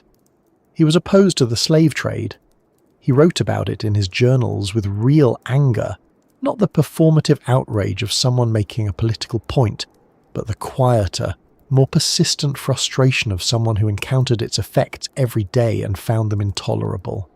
He saw the abandoned villages, the disrupted communities, the evidence of raids and forced movement. He understood what the trade did to the regions it passed through, and yet he was also dependent, in practical terms, on the networks that the trade had created. The routes he was following were Arab trade routes. The guides who knew the country were connected to Arab trading operations. The political relationships that allowed him to pass through certain territories safely were relationships that Arab traders had built and maintained. There was no clean version of what Cameron was doing.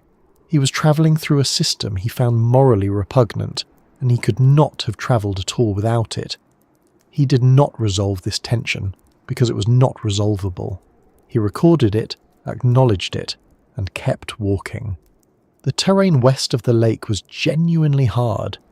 The Manyema forest was not the open savanna of the East African interior that Cameron had crossed coming in from the coast. It was dense, wet, layered, the kind of forest where the canopy closes overhead and the light on the ground is green and diffuse, where paths are narrow and mud is a constant companion, and distances that look manageable on a rough sketch become much longer when you are actually walking them. River crossings were frequent and sometimes dangerous. The rivers in this region ran fast and wide, fed by rainfall that the forest captured and held. Crossing them required improvisation, rafts built from available materials, negotiations with local people who had canoes, sometimes simply wading through water that was deeper than anyone preferred. Equipment had to be waterproofed as best it could be. The scientific instruments, which were Cameron's most important cargo in terms of the expedition's purpose, required particular care. A dropped chronometer, a cracked barometer, a sextant lens fogged by moisture, any of these could compromise months of observations. The communities Cameron moved through were varied. Some were welcoming, curious about the strangers passing through, willing to trade food and information for the cloth and beads that Cameron's caravan carried. Others were wary, having had bad experiences with previous travellers, whether Arab traders or rival groups, and Cameron had to approach these encounters carefully. He was not always successful. There were villages that refused to allow the caravan to pass through their territory, requiring detours that added days to the journey.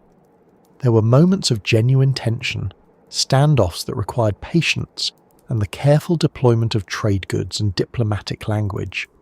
Cameron was not a military man in the sense of someone who solved problems through force. He was a naval officer, trained in navigation and logistics, and his instinct was to negotiate rather than to confront. This served him reasonably well, though not always. Disease continued to be a constant presence. Cameron himself fell ill multiple times during the westward journey. Malaria was the most common threat, the fever and exhaustion that came in cycles that could lay a person flat for days and then lift enough to allow movement, only to return. He also dealt with dysentery, with skin infections, with the general physical deterioration that came from months of hard travel in a hot and wet environment.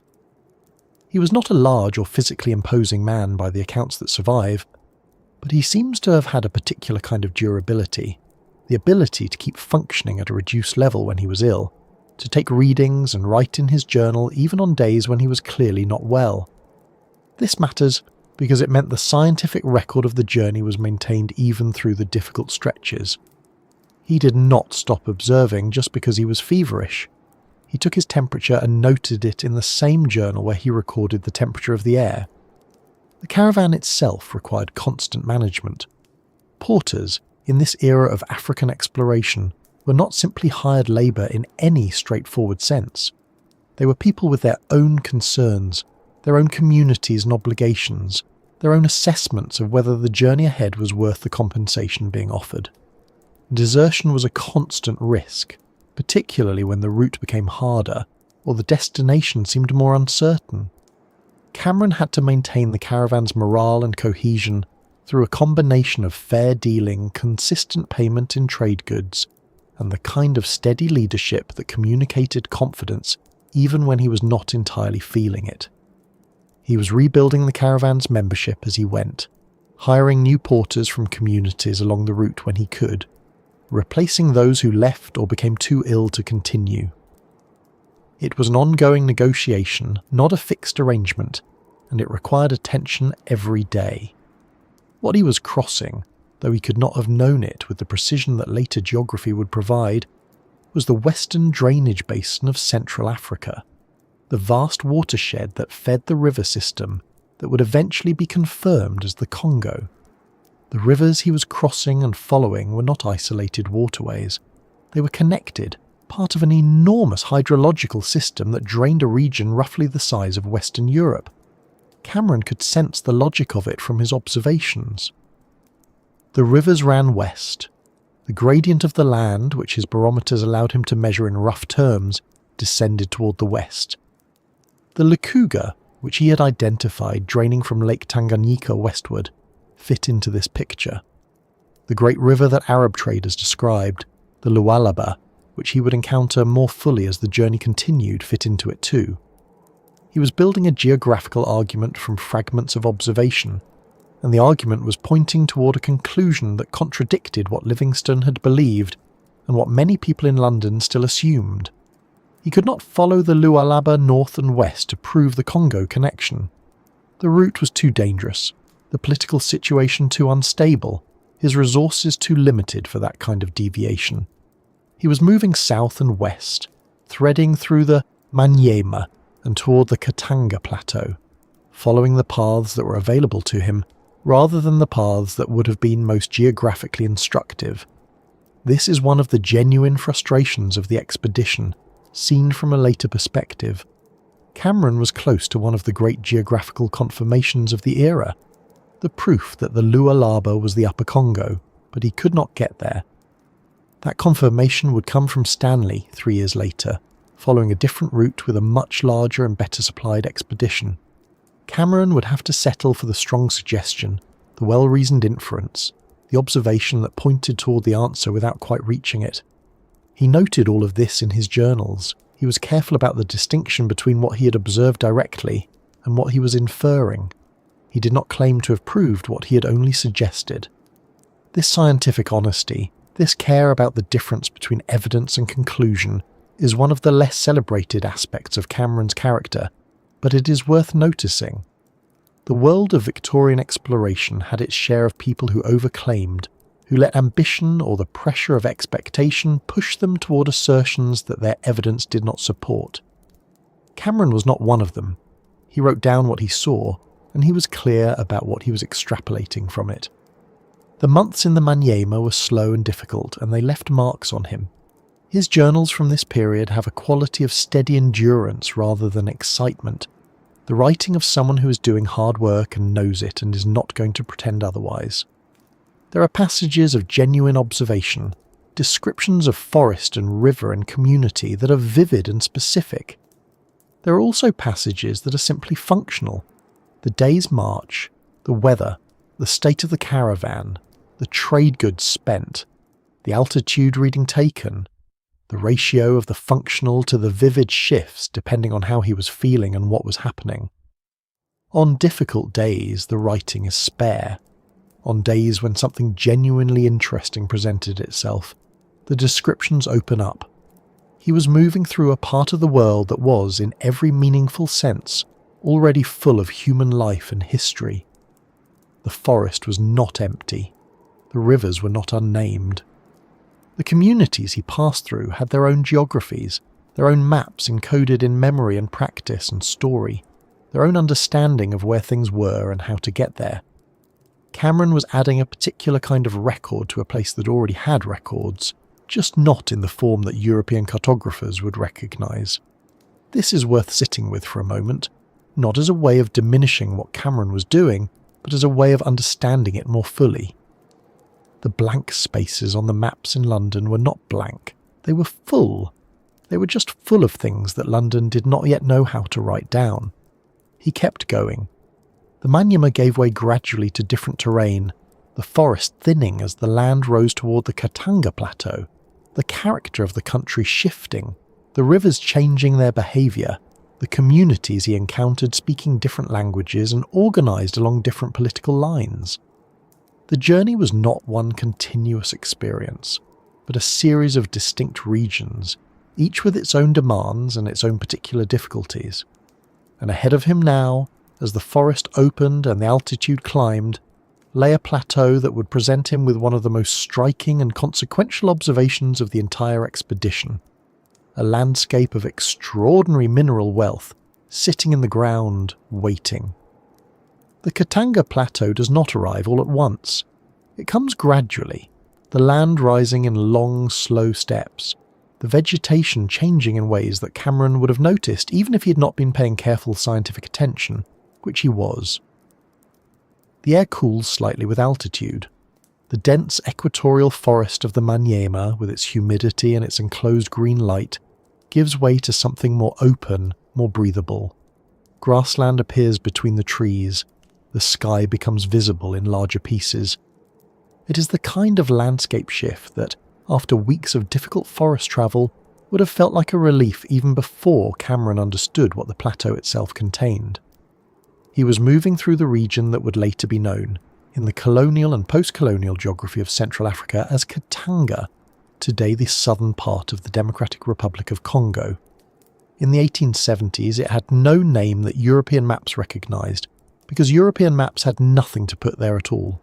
What it had in reality was a complex political landscape centred on the Lunda Kingdom, a network of communities with established systems of governance, trade and production, and beneath the ground, in quantities that Cameron was beginning to observe with increasing astonishment, copper.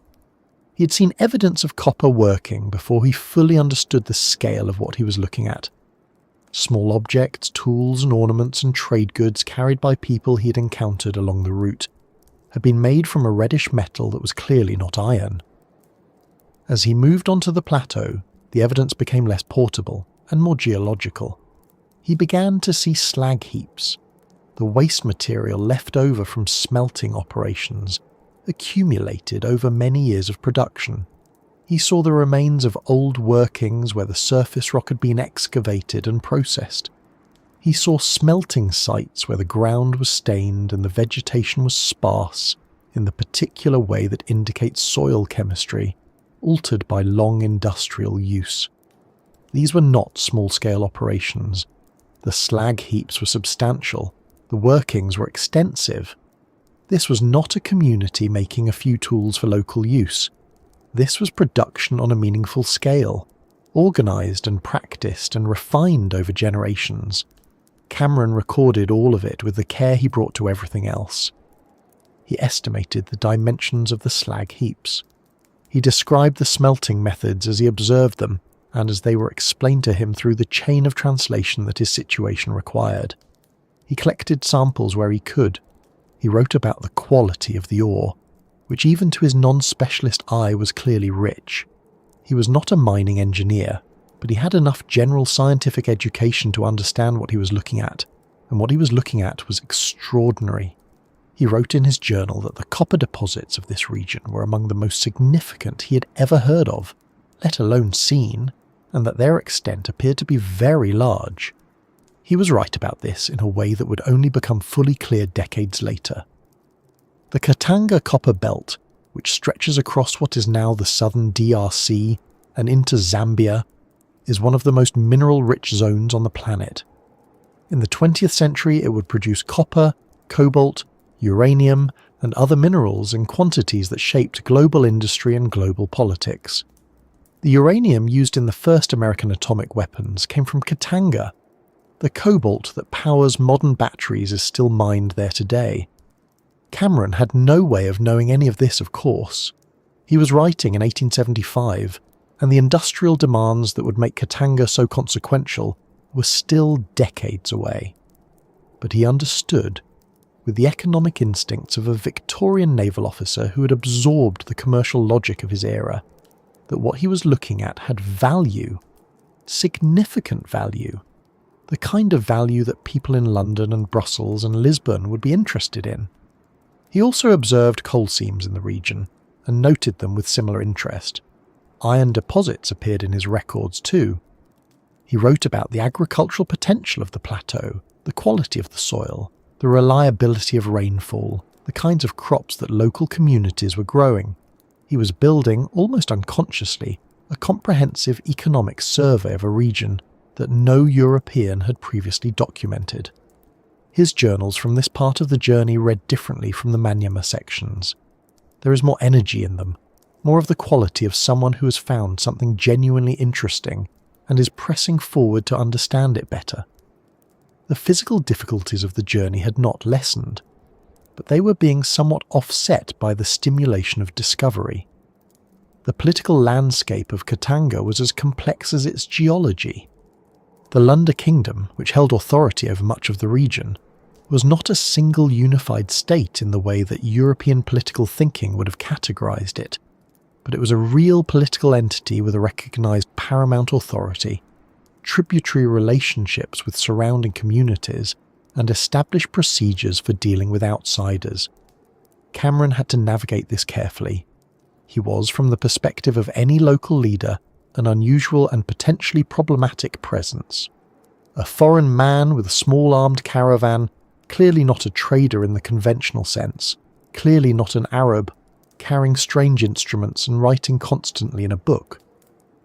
The suspicion this generated was understandable. He managed these encounters through the standard tools of the expedition: trade goods, patience, the presentation of gifts appropriate to the status of the person he was meeting, and the kind of careful deference that communicated respect without suggesting weakness. Some of these meetings went smoothly, others were tense, requiring extended negotiation before the caravan was permitted to pass. There were communities that refused passage entirely, and Cameron had to find alternative routes, adding days to a journey that was already taking far longer than any optimistic estimate would have suggested. He wrote about these encounters without excessive drama. They were part of the work. You dealt with them as they came. He was also dealing throughout this period with the ongoing physical reality of disease. He had been ill before, several times since leaving the coast, and the plateau did not grant him immunity. Malaria was the constant background threat, flaring up periodically with the familiar sequence of chills and fever, and the debilitating exhaustion that followed. He treated himself with quinine, which was available to him in the medical supplies he'd carried from Zanzibar, though those supplies had been diminishing steadily over the course of the journey. He was not always well enough to travel, and there were days when the caravan stopped because he was not able to lead it forward.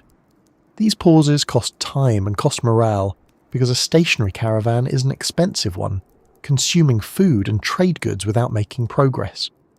He pushed on as soon as he was able. His caravan at this point was a much changed thing from the one that had left Bagamoyo. The original personnel were largely gone, replaced through the successive negotiations of the past months with new porters hired along the route. The scientific equipment which he had guarded carefully throughout the journey was still largely intact, though some instruments had been damaged and repaired, and some had been lost or broken beyond recovery. His chronometers, which were essential for the longitude calculations that gave his position fixing its value, were still functioning, though he worried about them constantly.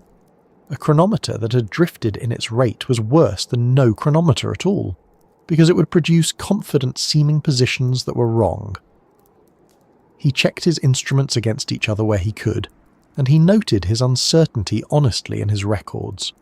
The distance he was covering, measured in the straight-line terms that a map makes easy, but that walking through this terrain made anything but, was still enormous. He was hundreds of miles from the Atlantic. The journey west and south through the Manyema, combined with the traversal of the Katanga Plateau, had consumed months that he had not initially planned for. The original timeline of the expedition, to the extent that there had been one, had long since ceased to be relevant. He was operating on the logic of the journey itself now, moving when he could, stopping when he had to, making decisions based on what was in front of him, rather than any schedule that had been drawn up in London. There is something in this that is worth pausing on. Cameron had left Zanzibar in 1873 on what was supposed to be a relief expedition to find Livingstone. That mission had dissolved when he encountered Livingstone's body being carried to the coast. The decision to continue westward had been his own, made in the field, without instructions from the RGS or anyone else in London. He had been walking, in a sense, on his own authority ever since. This was not unusual for Victorian expeditions, which by their nature operated far from any chain of command that could give real-time guidance, but it is still worth appreciating. Every major decision he had made since October 1873, the decision to go west, the decision to survey Lake Tanganyika, the decision to push through the Manyema, the decision to cross the Katanga Plateau, had been his alone. He was accountable to no one in the immediate sense. He was accountable, in the longer sense, to the journals he was keeping and the report he would eventually have to write. He kept writing. The journals from the Katanga section are among the most detailed of the entire expedition, partly because he had more to observe and partly, perhaps, because the act of recording gave the journey a shape and a purpose that the physical difficulty of it might otherwise have obscured. He was not just walking through Africa, he was documenting it. The documentation was the thing he could control, and he controlled it carefully. He noted the Lualaba again in this period, the great river that he had encountered earlier in the journey and that continued to occupy his thinking. He could not follow it north to confirm the Congo connection, but he continued to observe its tributaries and its general behaviour as the drainage of the region. The rivers on the plateau ran west and north, feeding into the Lualaba system. The logic of the watershed was becoming clearer to him, even as the direct proof remained out of reach. He wrote about this with the careful language of someone who knows the difference between inference and observation. It appeared likely, it was consistent with, the evidence suggested. He was building a case, not making a claim. The copper, the rivers, the political structures, the distances, the illness, the slow daily accumulation of miles and observations, all of it was going into the journals that he was carrying west with him. They were, in a very real sense, the most important thing he had. More important than the trade goods, more important than the weapons, more important even than the medical supplies, though he would not have said so on a bad day when the fever was high. The journals were the expedition's purpose made physical. Without them, the journey was just suffering. With them, it was knowledge. He was moving now toward the final quarter of the crossing. The Katanga Plateau would eventually give way to the long descent toward the Angolan highlands, and then the coastal plain that led to the Atlantic. The hardest terrain in some respects was behind him, but the hardest distance was not. The journey still had months in it, and the months would bring their own particular difficulties. Portuguese colonial politics, the failing state of his equipment, the final physical demands of a body that had been pushed very hard for a very long time. The Atlantic was still far enough away that it was not yet a comfort. It was still an idea, a direction, a destination that he was moving toward but could not yet quite believe in as a real place he would actually reach. But he was moving. The plateau stretched out around him, copper-rich and largely undocumented, and beyond it, somewhere in the west, the coast was waiting. The Katanga Plateau did not announce itself in any dramatic way. There was no clear boundary, no single morning when Cameron woke up and knew he had crossed into different territory. It was more gradual than that, a slow change in the quality of the land beneath him, the soil shifting in colour, the vegetation thinning slightly, the ground rising in a way that made the walking harder, but also, on clear days, opened up longer views across the plateau surface. He had been moving through dense and difficult country for months. The relative openness of the plateau felt almost like relief, even as the altitude and the dry season air brought their own discomforts. What Cameron found on the Katanga Plateau was not what most people would think to look for. He was not hunting for dramatic landscapes or famous rivers. He was watching the ground itself, the way a man trained in careful observation does when he's been walking long enough to notice things that a faster traveller would miss. And what the ground of Katanga was telling him, if you knew how to read it, was that something very significant lay beneath it. The copper workings were the first clear sign. He encountered them not as a sudden discovery, but as a gradual accumulation of evidence. Old diggings in the hillsides, slag heaps that had been there long enough to have vegetation growing on them, smelting sites where the ground was still stained with the residue of metalwork done generations before any European had set foot in the region. The local people of Katanga had been working copper for a very long time. It was not a secret. It was not hidden. It was simply part of the landscape, the way a quarry or a mill might be part of the landscape in England, something so integrated into daily life that the people living near it hardly thought of it as remarkable. Cameron thought of it as very remarkable indeed. He stopped to examine the workings as carefully as his situation allowed. He measured what he could, estimated what he could not, and wrote about it in his journals with a precision that is striking to read now, knowing what Katanga would eventually become. He described the slag heaps as extensive. He noted that the old diggings followed the seams of ore with a systematic logic that suggested generations of accumulated knowledge about where the copper lay and how to reach it. He recorded the smelting process as he observed it being practiced, the ore broken out, the charcoal-fueled furnaces, the casting of the metal into forms that could be traded.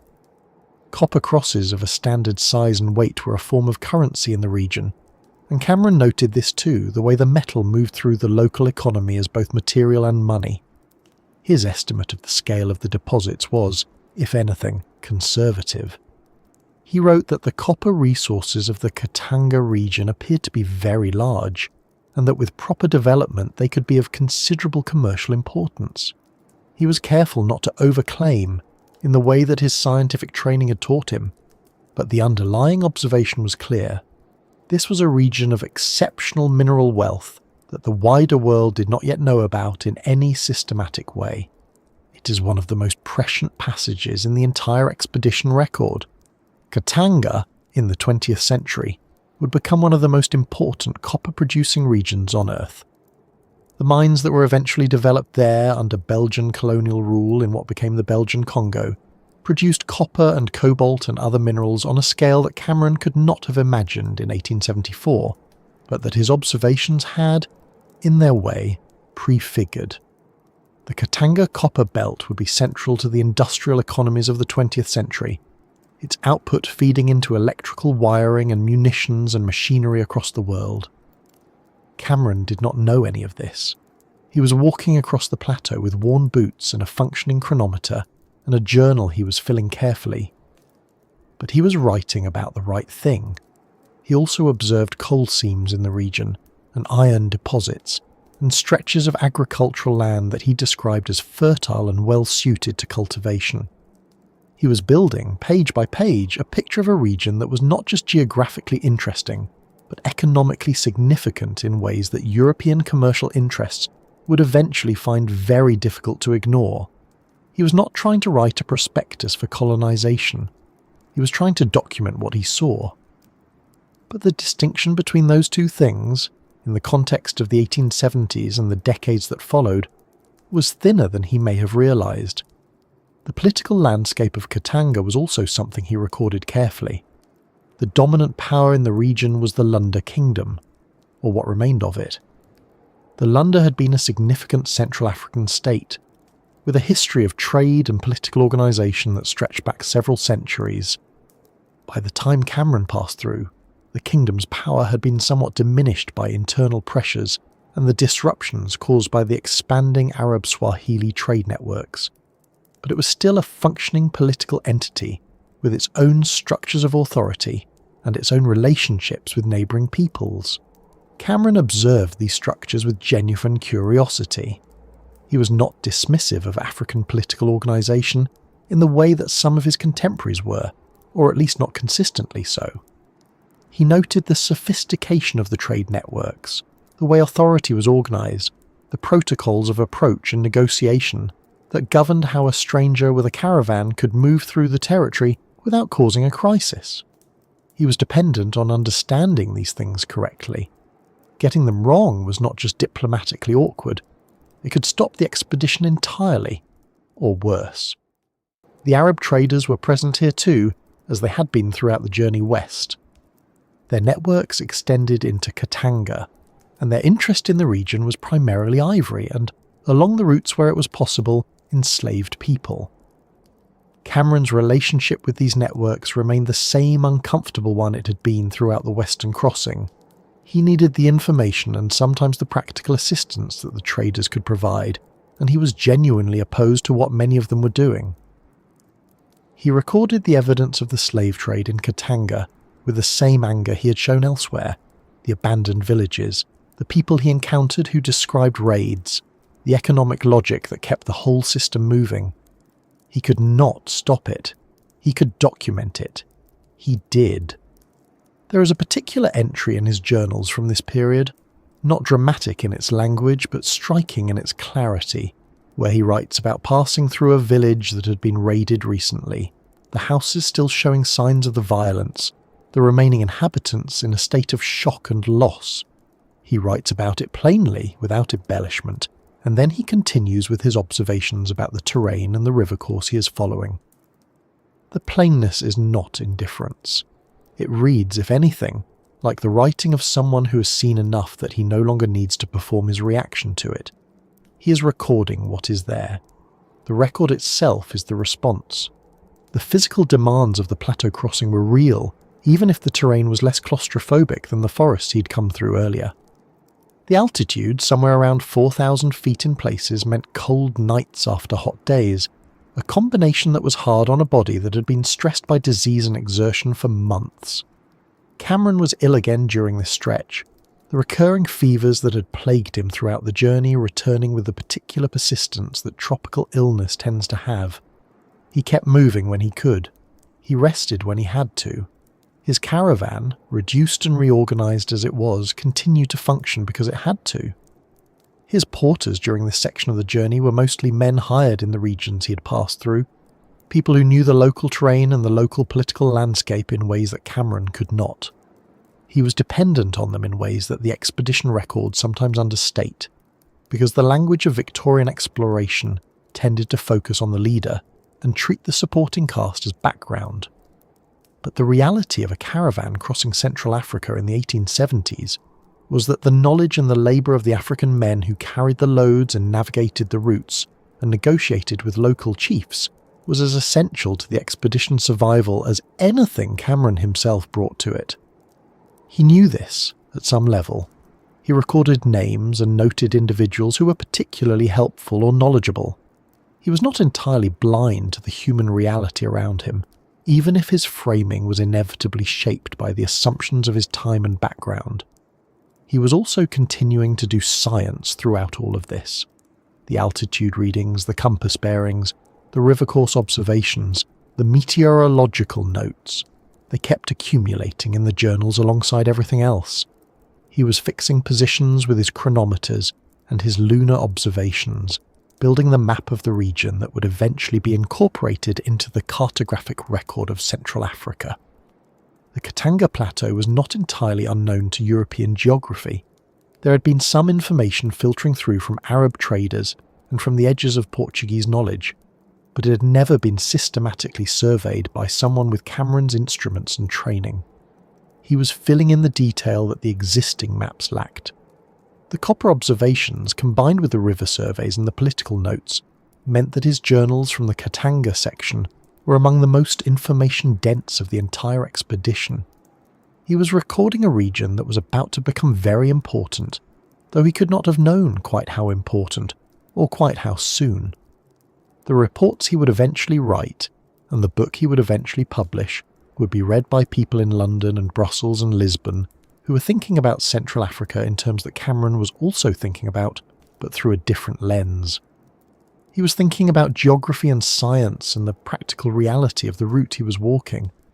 They would be thinking about resources and territory, and the question of who would eventually control what he was describing. The plateau began to give way gradually as he moved further west and south.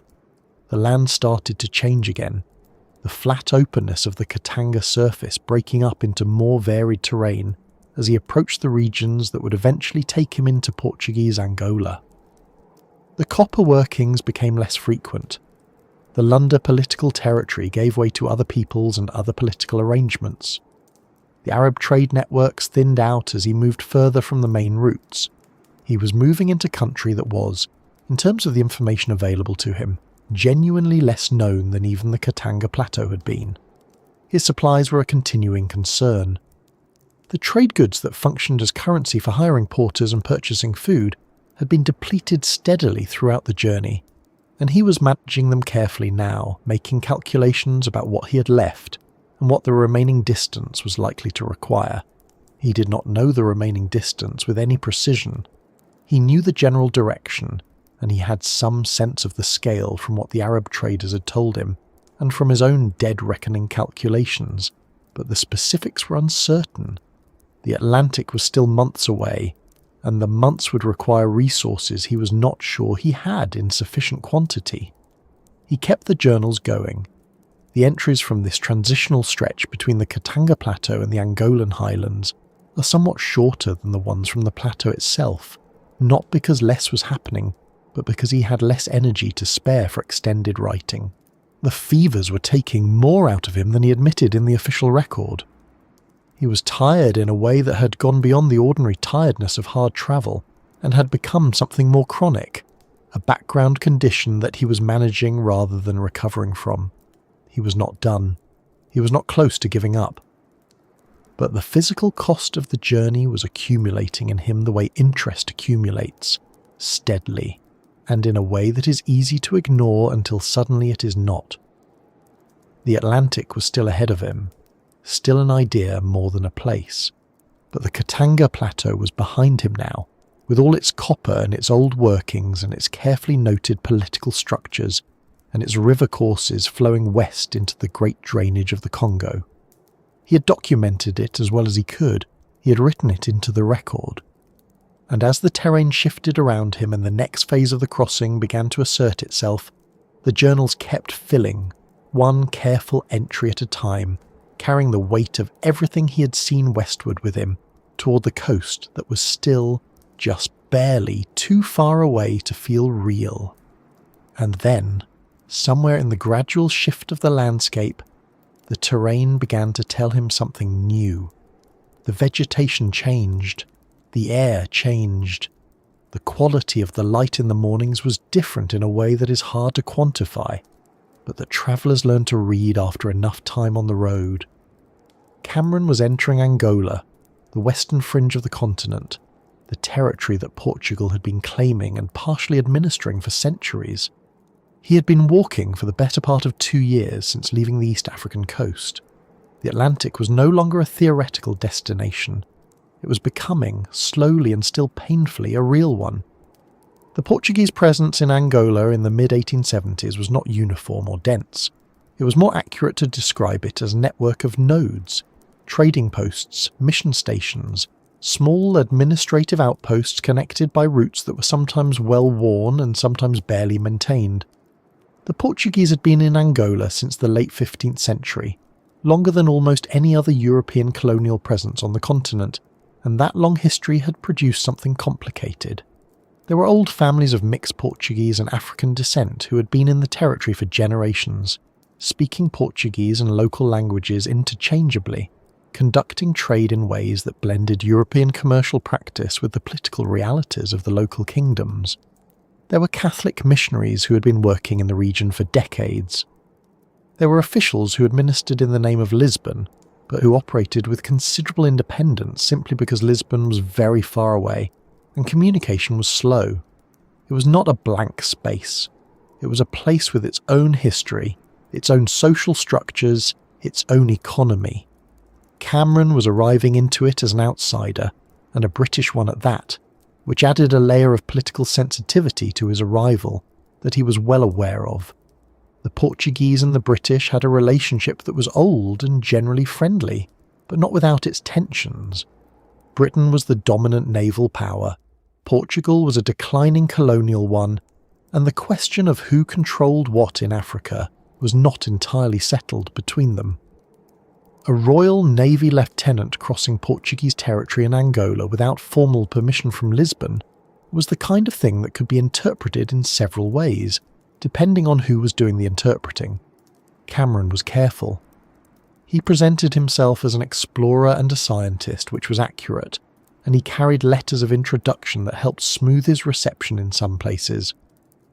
But he was also moving through a territory where his presence was not entirely comfortable for the local Portuguese officials, some of whom were welcoming and some of whom were wary, and a few of whom were actively suspicious of what a British officer might be doing in their territory with a caravan and set of scientific instruments.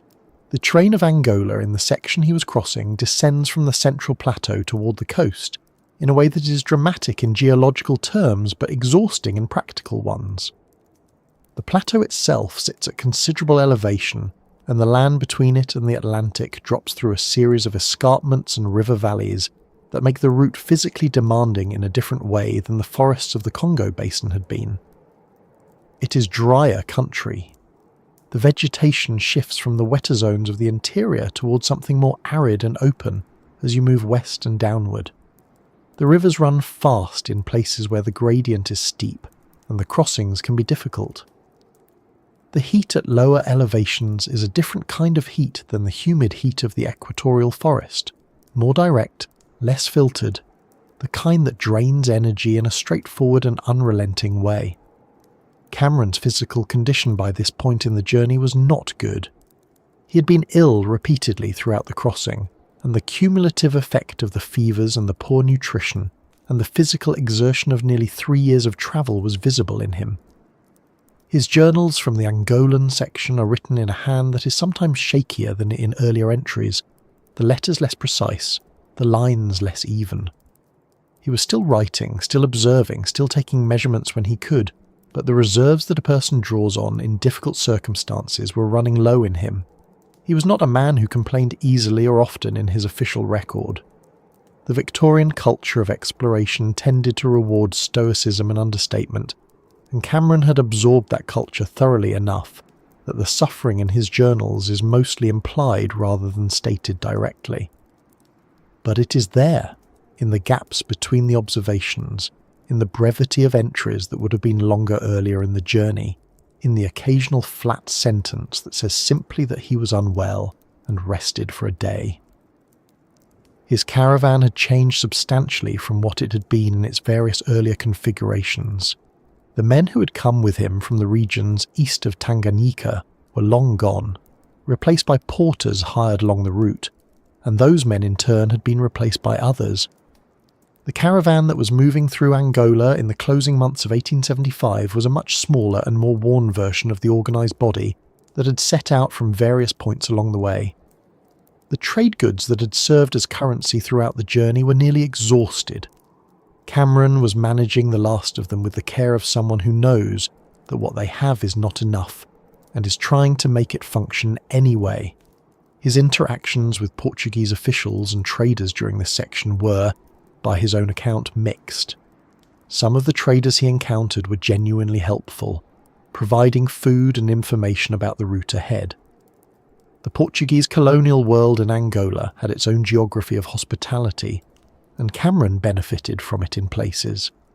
He was received at mission stations where the missionaries gave him food and a place to rest, and sometimes news of the wider world, which he had been largely cut off from for months at a time throughout the journey. There is something quietly affecting about those moments in the account. A man who has been walking through the interior of a continent for years, sitting in a mission building and reading letters or newspapers that are months old, reconnecting with a world that has continued without him. He had left Zanzibar in 1873. It was now 1875. Things had happened in Britain, in Europe, in the wider world that he knew nothing about. The isolation of a long overland expedition in the 1870s was total in a way that is difficult to fully imagine from a modern perspective. Some of the Portuguese officials were less welcoming. There were moments of friction, requests for documentation that Cameron did not have in the form required, questions about his intentions that he had to answer carefully. He was, after all, a British officer who had just crossed their territory from the east, and he had been taking careful notes about the geography, the resources, and the political situation throughout. From a certain angle, this looked less like pure scientific exploration, and more like the kind of reconnaissance that precedes political interest. Cameron was aware of this reading and tried to manage it, but he could not entirely dispel the suspicion. He was what he was, a product of the British imperial system, operating in someone else's colonial territory, with a set of instruments and a set of journals that represented a significant body of intelligence about the interior of the continent. The route through Angola took him through country that he found, in some respects, more hospitable than the deep interior had been. The Portuguese infrastructure, thin as it was, meant that there were at least occasional points of resupply and rest. The political landscape was more legible to him, in the sense that he understood something of Portuguese colonial administration, in a way that he had not always understood the political structures of the Central African kingdoms he had passed through. But the physical demands of the descent toward the coast were real. The escarpments required careful navigation. The rivers in flood were difficult. The dry heat of the lower elevations was wearing in its own way. And he was simply tired, in a way that no amount of determination could entirely overcome. He was also still doing science.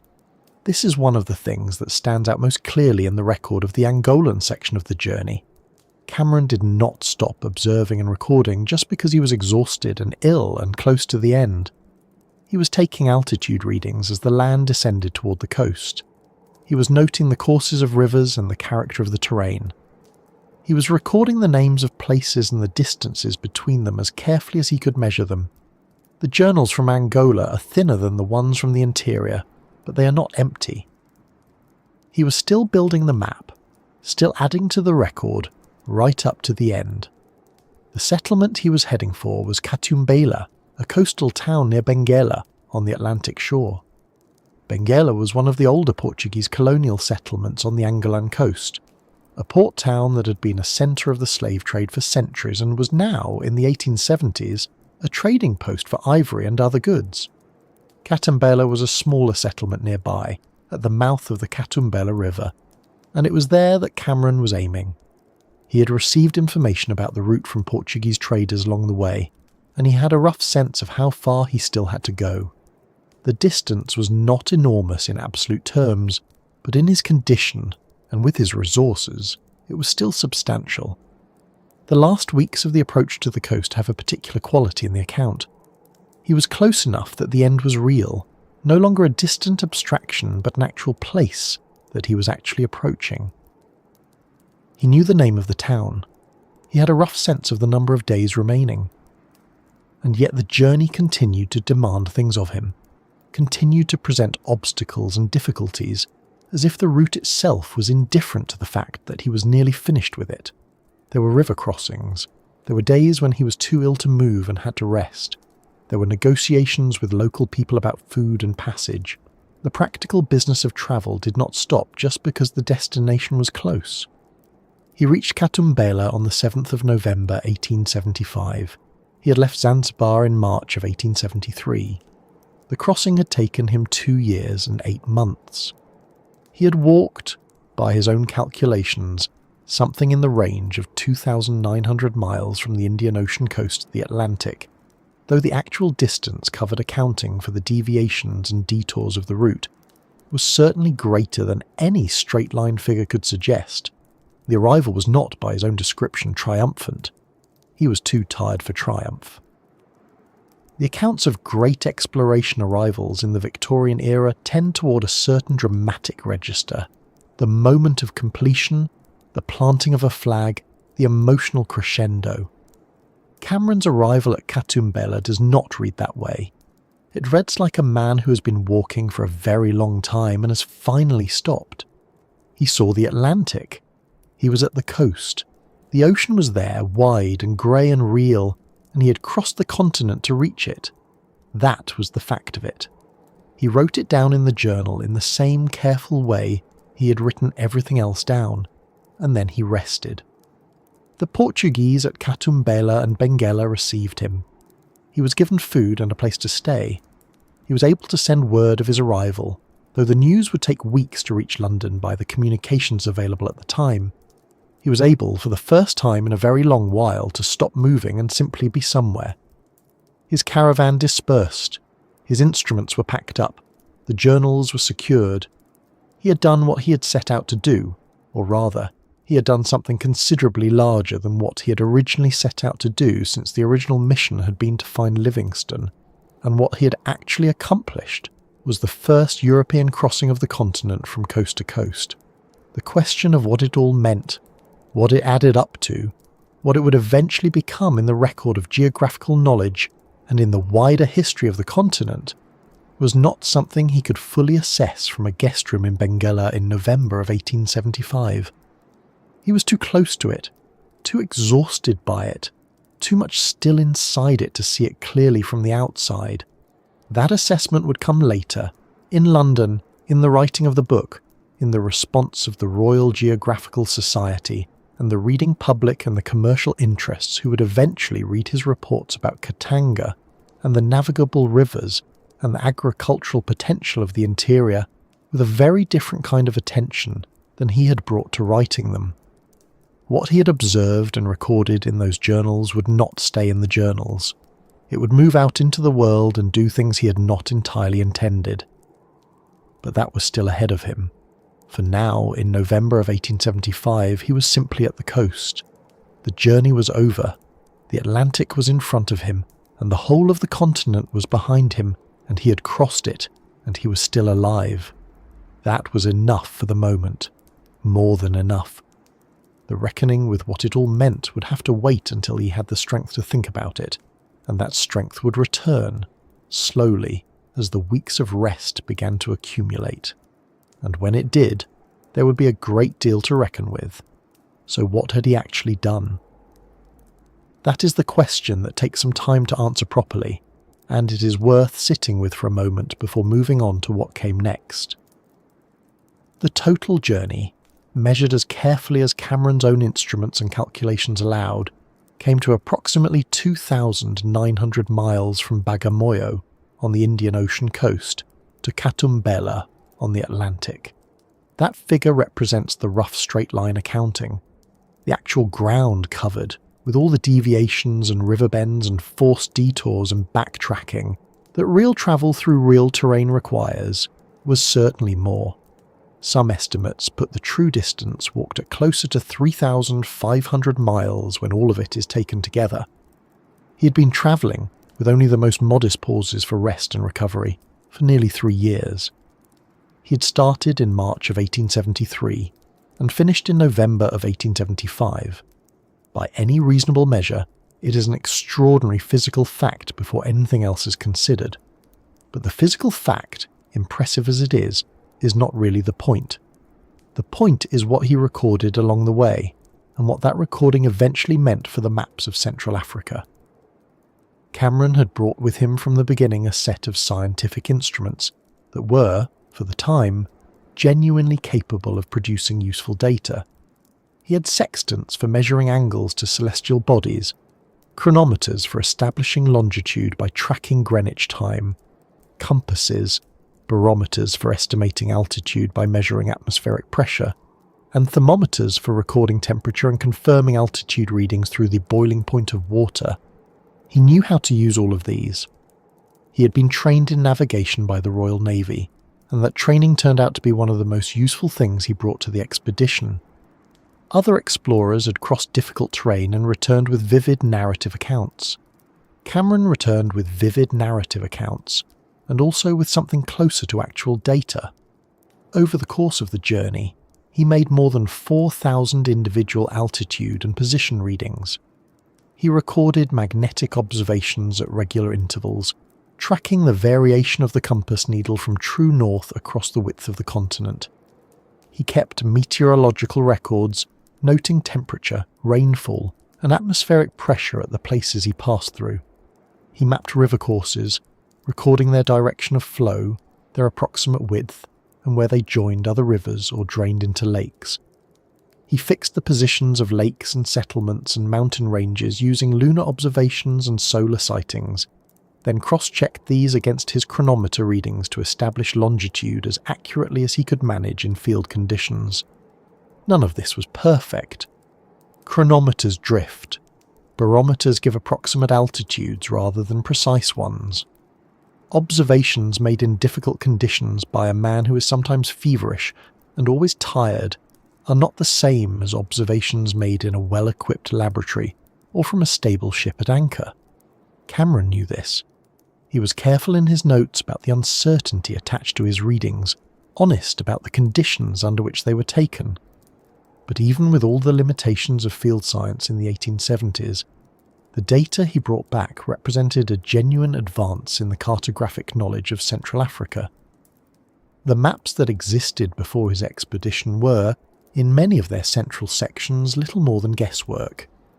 What he returned with was something more solid than that. The single most significant geographical finding of the expedition was probably the Lukuga River, the outflow of Lake Tanganyika. Cameron had identified this river during his months on and around the lake in 1874, and he had correctly established that it drained westward from the lake toward the Congo basin. This was not a small thing. The question of where Lake Tanganyika's water went had been open since the lake was first reached by Burton and Speke in 1858. Some geographers had speculated that it might be connected to the Nile system, which would have had significant implications for the whole debate about the Nile source that had occupied European geography for decades. Cameron's observations, careful and repeated, showed that the connection ran the other way. The lake drained west, not north. It belonged to the Congo system, not the Nile. This was a genuine correction to the existing understanding of Central African hydrology, and it was the kind of finding that mattered to the people who were trying to assemble an accurate picture of how the continent's water moved. He had also traced the southward course of the Lualaba River through a significant portion of its length, recording its direction and character as he travelled alongside it. He could not yet confirm what the Lualaba eventually became, and he said so honestly in his notes, but he suspected it was the upper reach of the Congo. He was right. Stanley would confirm this 2 years later, in 1877, when he followed the Lualaba all the way north and west to the Atlantic. But Cameron had already placed the river on the map with reasonable accuracy and had noted its scale and character and the direction of its flow. When Stanley came to plan his own expedition, Cameron's data was part of what he worked from. The book that came out of the expedition was published in 1877, 2 years after Cameron reached the coast. He called it Across Africa, which is about as plain a title as you could give it, and it is in some ways a plain book. It is not a work of literary ambition in the way that some Victorian exploration narratives were. Cameron was a naval officer and a scientist, not primarily a writer, and the book reads that way. It is careful, detailed, observational, and occasionally quite dry. But it is also honest and thorough, and it covers ground that had never been described in print before, and those qualities were enough to make it widely read. It went through multiple editions and was translated into several European languages. People wanted to know what was in the middle of Africa, and Cameron had been there and written it down. The Royal Geographical Society's response to the expedition was formal and significant. In 1876, before the book was even published, the Society awarded Cameron the Founders Medal. This is the highest honour that RGA gives, and it had been awarded previously to people like James Clark Ross, the polar explorer, and David Livingstone himself. The medal was given specifically for the geographical work of the expedition, for the scientific observations and the cartographic contributions. The Society recognised that Cameron had not simply travelled through unknown territory, but had measured and recorded it in ways that were genuinely useful to the discipline of geography. That distinction mattered to the RGS, and the Founders Medal was their way of saying so formally. The corrections Cameron made to existing maps of Central Africa were absorbed into subsequent cartographic work relatively quickly. The positions of Lake Tanganyika and the surrounding lake systems were adjusted. The course of the Lualaba was added with greater confidence. The Lukuga outflow was established. River systems that had been absent from maps or placed incorrectly were repositioned. The latitude and longitude of interior settlements that Cameron had visited were fixed more accurately than they had been before. None of this happened overnight, and none of it was without debate among geographers who had their own competing observations and theories. But over the years following the expedition, Cameron's data worked its way into the maps and the reference books, and became part of the established geographical record of the continent. There is something almost quietly remarkable about how this process works. A man walks across a continent with a sextant and a chronometer and a notebook, taking readings in the heat and the rain, often while sick, sometimes while negotiating with people who are not certain they want him there, and the numbers he writes down in that notebook eventually become the numbers on the maps that everyone else uses afterward. The connection between the physical act of observation and the eventual cartographic fact is direct, but it passes through so many stages of verification and publication and revision that by the time the map is printed and distributed, the original moment of observation has become almost invisible. The map just says that Lake Tanganyika is at a certain position, that the Lukuga River flows in a certain direction. It does not say that a tired British naval officer stood at the shore in 1874 and measured it while his expedition was running short of supplies, and he was not entirely sure he was going to make it to the Atlantic. His altitude readings across the interior were also significant in a way that is easy to underestimate. Central Africa is not flat.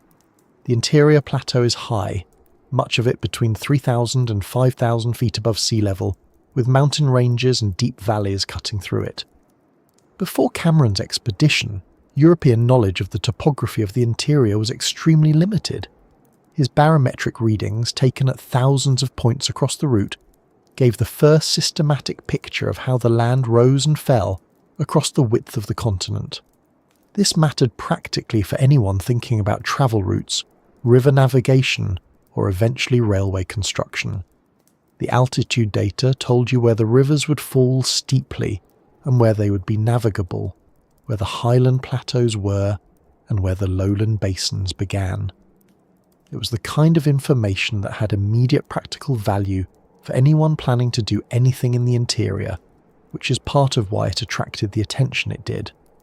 And then there were the observations about Katanga. Cameron's records of the copper deposits in the Katanga region, which he had passed through in what is now the southern part of the Democratic Republic of Congo, were not purely scientific in their interest. He had described old smelting sites, slag heaps that indicated centuries of metallurgical activity, surface outcroppings of copper ore, and what appeared to him to be extremely large deposits of the metal. He had also noted coal seams and iron deposits, and described the agricultural fertility of the plateau. These observations were included in Across Africa and in the reports he submitted to the RGS, and they were read by people who were not primarily interested in geography for its own sake, but in what the geography contained and what might be done with it. The Katanga copper deposits would eventually become one of the most intensively exploited mining regions in the world. The copper belt that straddles what is now the DRC and Zambia produced enormous quantities of copper throughout the 20th century and continues to be economically significant today. Cameron did not cause this to happen, and he could not have predicted exactly how it would unfold.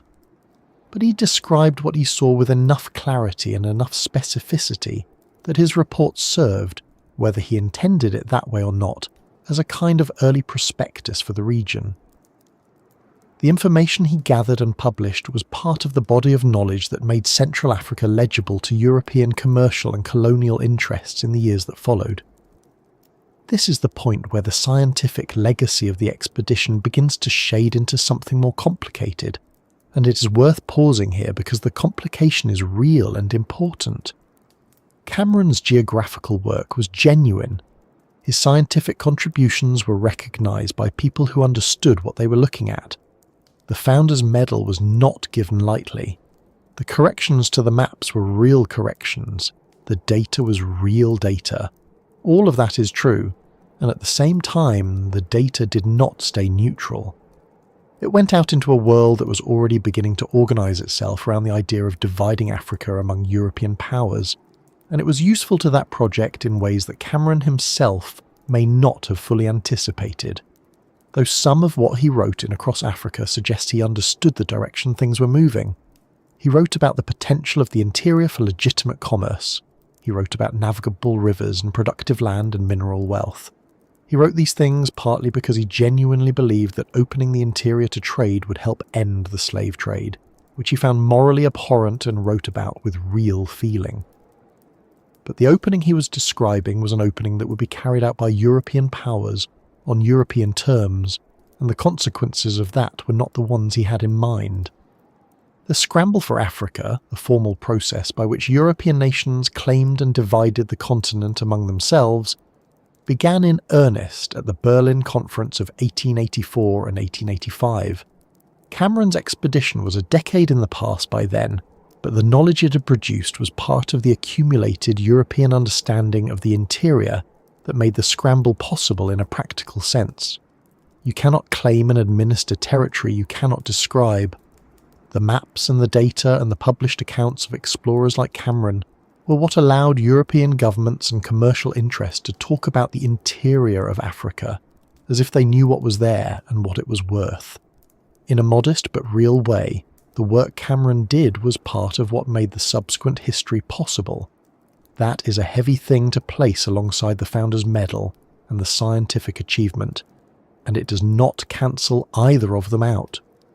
But it belongs in the same account, and Cameron's own writing makes it clear that he was not entirely unaware of it. He was a man who had spent nearly 3 years crossing a continent, who had seen the slave trade operating at close range and found it repugnant, who had observed the wealth of the interior and written about it with a mixture of genuine wonder and the particular kind of proprietary enthusiasm that Victorian explorers often brought to the resources of the places they travelled through. He was shaped by his time and his culture in ways he could not entirely see from inside them, as most people are. What he saw and recorded and published went out into the world and became part of something larger than his own intentions, as most things do. But before the legacy, complicated and layered as it turns out to be, there is still the question of the man himself and what the journey meant for him and what came after the rest in Bengala and the slow return to London and the writing of the book. Because Cameron's story did not end at Katumbela, and the years that followed the Great Crossing are part of the picture too. Cameron returned to England in 1876, and the reception he received was, by the standards of the era, substantial. The Royal Geographical Society awarded him the Founder's Medal, which was the Society's highest honour, and he was promoted within the Navy and given the kind of public recognition that came to men who had done something the Victorian establishment considered genuinely significant. He wrote Across Africa, which was published in 1877 and sold well enough to go through multiple editions. He gave lectures. He was for a time a name that people in certain circles recognised. And yet, even at the height of that recognition, there was a shadow over it. Or perhaps not a shadow exactly, but a complication that Cameron himself seemed to feel, and that his writing sometimes reflects in ways that are worth paying attention to. The complication was this. Cameron had crossed Africa genuinely opposed to the slave trade. He had seen it operating throughout his journey, not as a distant abstraction, but as a physical, present reality. He had watched coffles of enslaved people being marched along the same routes he was travelling. He had seen the trading posts and the holding areas, and the human cost of a system that moved people from the interior toward the coast and across the ocean. He wrote about all of this in Across Africa with real anger. The language he used was not detached or diplomatic. He called the trade a moral catastrophe and argued that it had to be stopped, and he was sincere in that argument. Whatever his limitations as a man of his time, his opposition to slavery was not performed.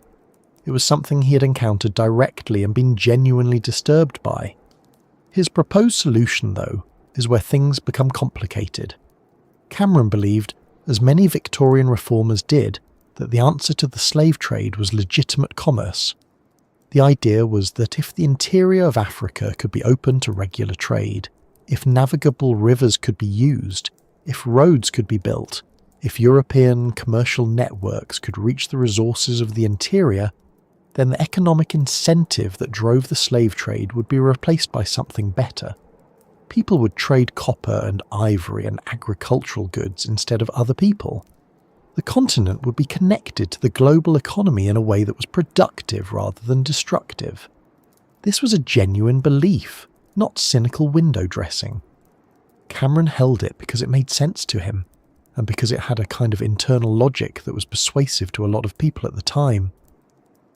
But the practical question of who would build the roads and establish the trading networks and administer the commerce was one that Cameron answered in a way that now reads very differently than it did in 1877. He called for British intervention. He called for the extension of British influence into the interior. He wrote about the potential of Central Africa's resources, the copper of Katanga, the fertile plateau lands, the navigable stretches of the great rivers, in terms that were explicitly aimed at persuading British commercial and political interests to act. He was not describing Africa for its own sake. He was describing it as an opportunity, framed in the language of moral duty and economic potential, and that framing was enormously useful to people whose interests were not primarily moral. The scramble for Africa, which began in earnest at the Berlin Conference of 1884 and 1885, was not caused by Cameron or by any single explorer. It was the result of a long accumulation of European interest, commercial pressure, political competition, and the specific dynamics of the late 19th century. But it was enabled in part by knowledge. You cannot claim a territory, negotiate its borders with other European powers, grant concessions to mining companies, or send administrators to govern it if you do not know what is there and how to get to it. The explorers who had crossed and surveyed and published accounts of the African interior were part of what made that knowledge available.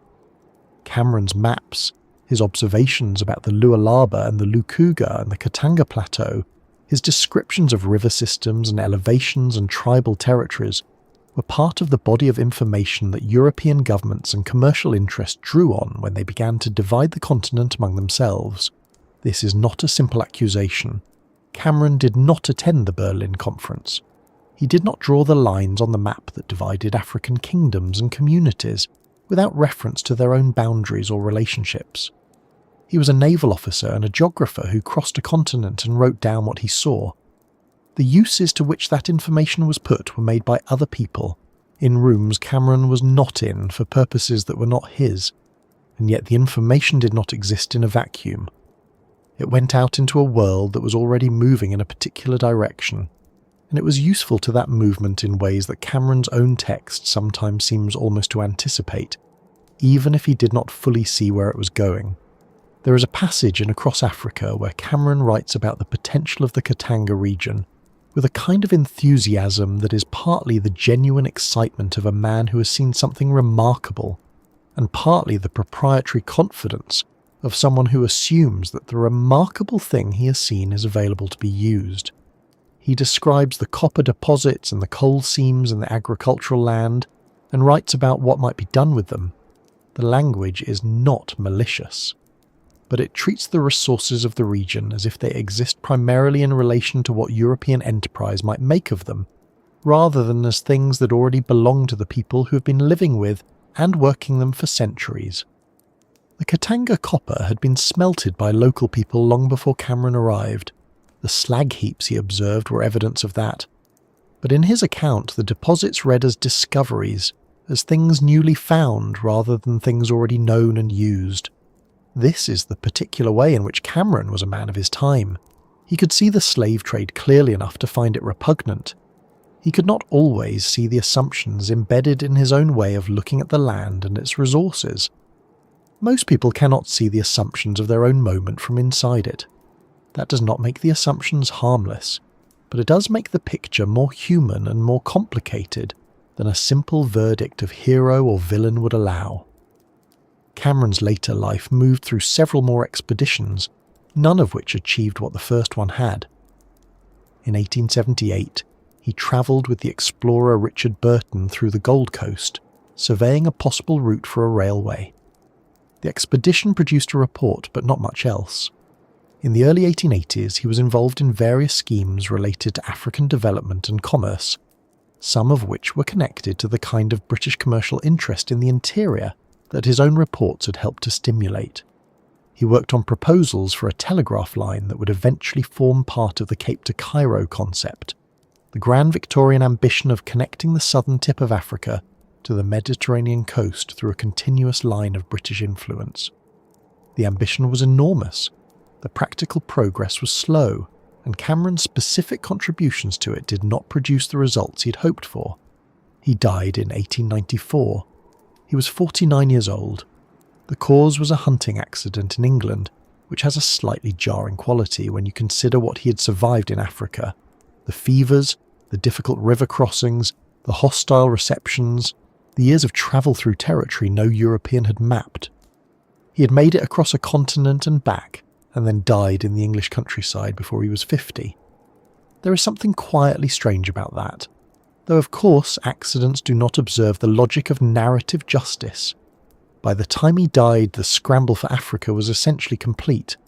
The The Berlin Conference had been held a decade earlier, and the continent had been divided among European powers in a process that Cameron's work had in some small way contributed to making possible. The Katanga region that he had described so carefully was by then under the control of the Congo Free State, which was the personal domain of King Leopold II of Belgium, a regime whose brutality toward the Congolese population would eventually become one of the most documented humanitarian catastrophes of the colonial era. Cameron had written about the potential of that land with genuine wonder and genuine belief that its development would be a good thing. What actually happened there in the decades after his death was something he had not imagined and would not have endorsed. None of this is Cameron's fault in any direct sense. He was not Leopold. He was not responsible for what other people did with the information he gathered.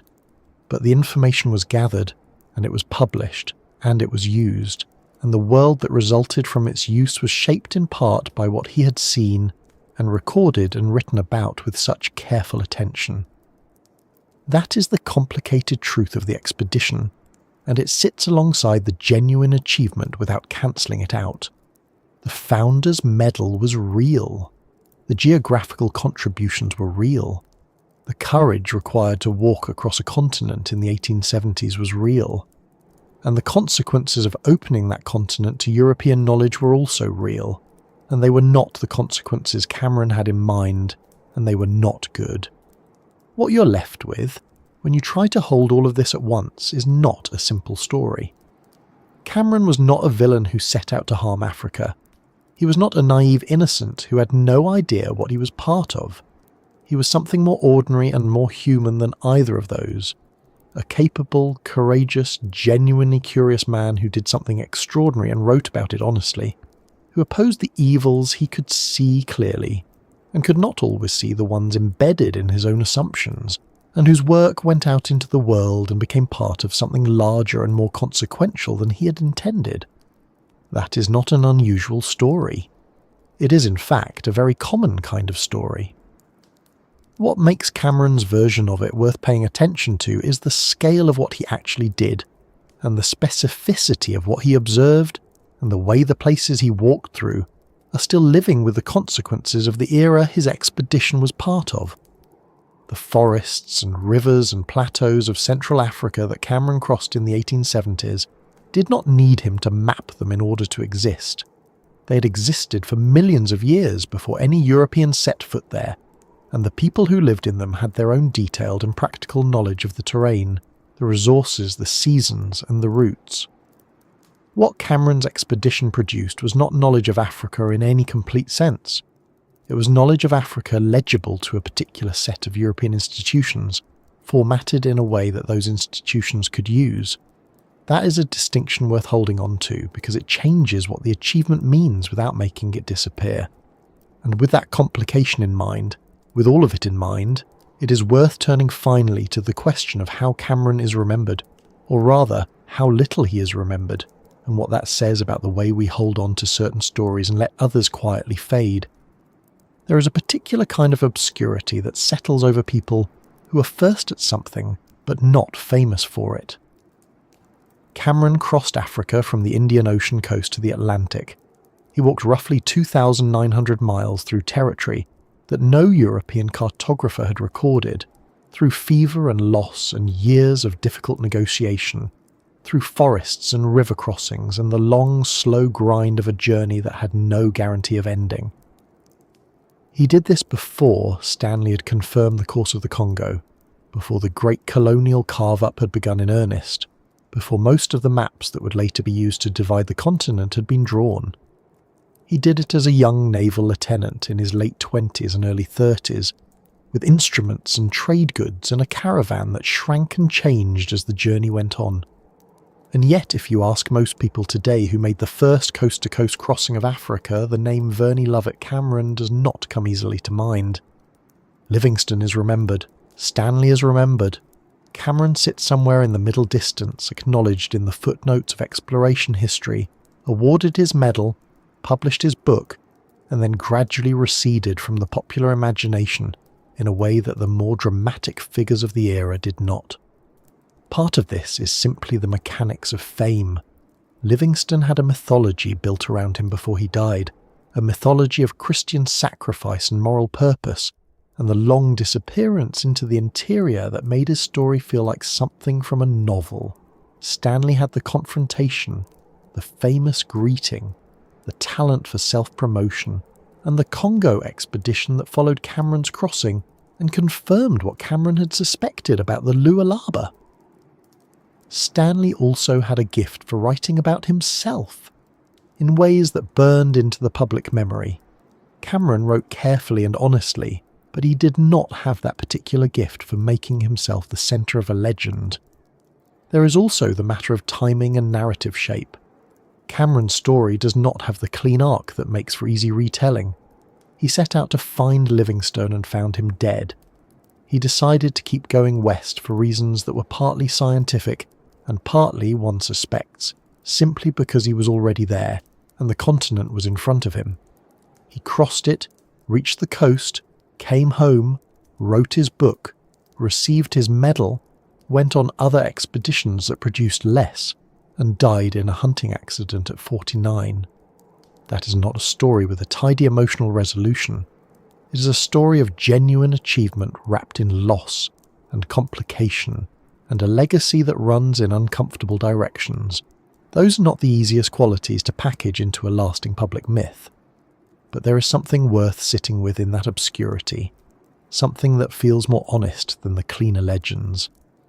Cameron's relative anonymity means that when you look at what he actually did, you are looking at the thing itself rather than at a monument. The specific details of the journey are there in his journals and in Across Africa, published in 1877, and they are interesting in a way that resists simplification. The altitude readings taken with instruments that had to be maintained through months of heat and humidity. The careful notes on river courses and lake positions that would later be checked against subsequent surveys and found to be largely accurate. The observations about Katanga's copper deposits that read, in retrospect, like a geological report written a generation before the mining companies arrived. The records of local political structures, of the Arab trade networks, of the distances between settlements and the conditions of the routes connecting them. These are the traces of a mind that was paying close attention to the world it was moving through, and they are worth paying attention to in return. The Lukuga River finding alone was a genuine contribution to geographical knowledge. The question of how Lake Tanganyika drained and in which direction was not a trivial one.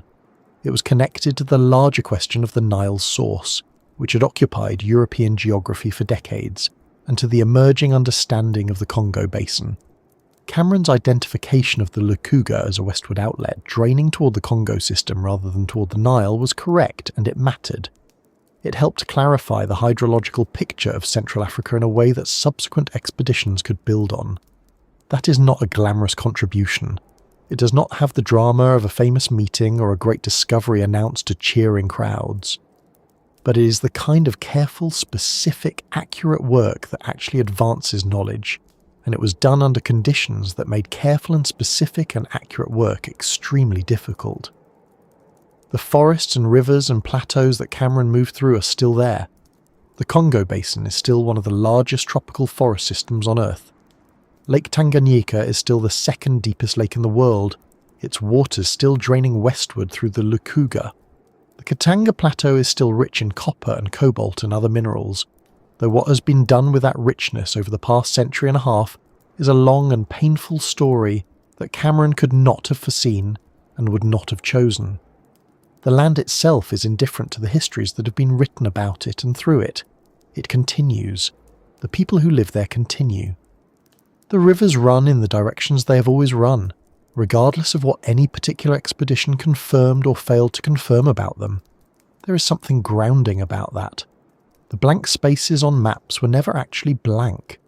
They were full of life and knowledge and human history that simply had not been recorded in the format that European cartographers used. When Cameron filled in those spaces, he was not creating something out of nothing. He was translating a living reality into a set of coordinates and measurements and written descriptions that could be read by institutions far away. That translation had consequences, some of them terrible. but it was also a genuine act of observation, of paying attention to a world that was there and trying to record it accurately. Those two things coexist in the expedition, and they do not resolve into a single clean meaning. What Cameron walked through was real. The heat at the beginning of the march from Bagamoyo, when the coastal scrub gave way to open steppe and the sun came down without shade. The grief of losing Robert Moffat to fever only weeks into the journey. The strange moment of meeting Livingstone's servants carrying his preserved body east toward the coast, and the decision made in that moment to keep going west rather than turn back. The months on Lake Tanganyika, trying to get a boat, taking measurements, gathering information from Arab traders about what lay beyond. The long crossing of the Manyema, the forests and the river crossings, the negotiations with chiefs, the illness that came back again and again, the Katanga Plateau and the old copper workings, and the sense of a landscape that had been worked and known and used by people for generations before any European arrived. The descent into Angola, the Portuguese trading posts, the exhaustion of the final weeks. The Atlantic coast at Katumbela on the 7th of November, 1875. He was 31 years old when he reached that coast. He had been travelling for nearly 3 years. He had lost companions, rebuilt his caravan multiple times, crossed a continent that no European had crossed before him, and produced a body of scientific observation that would be used and cited for years afterward.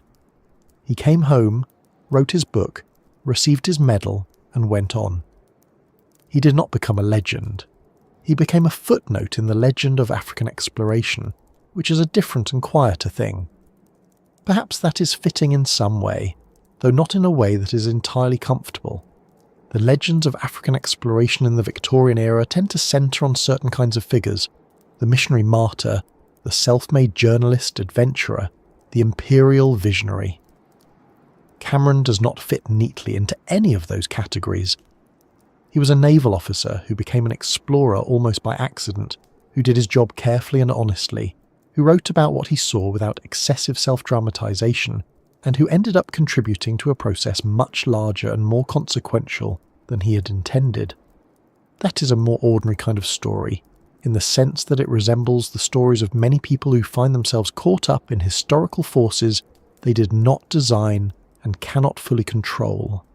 It is ordinary in that sense, and it is also extraordinary in the specific physical documented fact of what he actually did. If you ever find an old map of Central Africa from the early 1870s, before Cameron's expedition, you will see the shape of the thing. The coasts are detailed, the interior is sparse. Lake Tanganyika appears roughly in something like its correct position, because Speke and Burton had reached it in 1858. But the river systems west of the lake are uncertain or absent. The Katanga Plateau is a blank. The course of the Lualaba, which would eventually be confirmed as the Upper Congo, is a question mark. Cameron's expedition did not answer every question on that map, but it answered some of them, and it moved the line between the known and the unknown significantly westward, and the measurements it produced were accurate enough to be useful to the people who came after. That is what filling in a blank space actually looks like when you get close enough to see it. Not a single dramatic revelation, but a long accumulation of careful readings taken in difficult conditions, a slow narrowing of uncertainty, a set of coordinates and observations that someone else can check and build on. It is less romantic than the idea of discovery. It is also more honest about how knowledge actually works, how it accumulates through effort and attention, and the willingness to keep going when the going is hard. Cameron kept going. That much is clear from the record. He kept going when Moffat died. He kept going when the original mission dissolved with Livingstone's death. He kept going through the Manyema and across the Congo Basin, and through Katanga and into Angola, and all the way to the coast. Whatever else can be said about the expedition and its complicated legacy, the simple physical fact of that persistence is real, and it is remarkable. The continent he crossed is still there, still vast, still holding its rivers and forests and plateaus and mineral wealth, and the long memory of everything that has happened within it. The people whose lands Cameron passed through have their own histories that extend far before and far after his 3 years among them. The story of Central Africa is not a story that begins or ends with any European expedition. It is a story that was already ancient when Cameron arrived and has continued in directions that have nothing to do with him since he left. But for those 3 years, between 1873 and 1875, a young naval officer from England walked across it, taking measurements, writing in his journals, negotiating with chiefs and traders, surviving illness, losing companions, and making his careful way from one ocean to another. He did something that had not been done before, in the way that it had not been done before, and he recorded what he saw with enough accuracy that the record still holds. That seems worth knowing, worth sitting with for a while, here at the end of a long night of listening. Wherever you are right now, whatever the hour is, whatever the temperature outside your window, there is something quietly remarkable about the fact that this story exists to be told at all. That the journal survived, that the book was published, that the measurements were taken and checked and found to be largely correct, that the name Verney Lovett Cameron is still attached to the first coast-to-coast crossing of Africa, even if it is not a name that most people carry around with them. If you have listened this far, thank you, genuinely. This channel exists because of people who are willing to spend a quiet evening with a long story about someone who did something extraordinary and is not quite famous enough to be remembered easily. If this is the kind of thing you want more of, please consider leaving a like and subscribing if you have not already. It helps more than you might think, and it means these stories can keep being told. And if you have a moment, leave a comment and tell us where you're listening from tonight. That small detail, the place and the hour, is something the people here genuinely enjoy knowing. Sleep well, wherever you are. The maps have been filled in a little more, and the rivers are still running.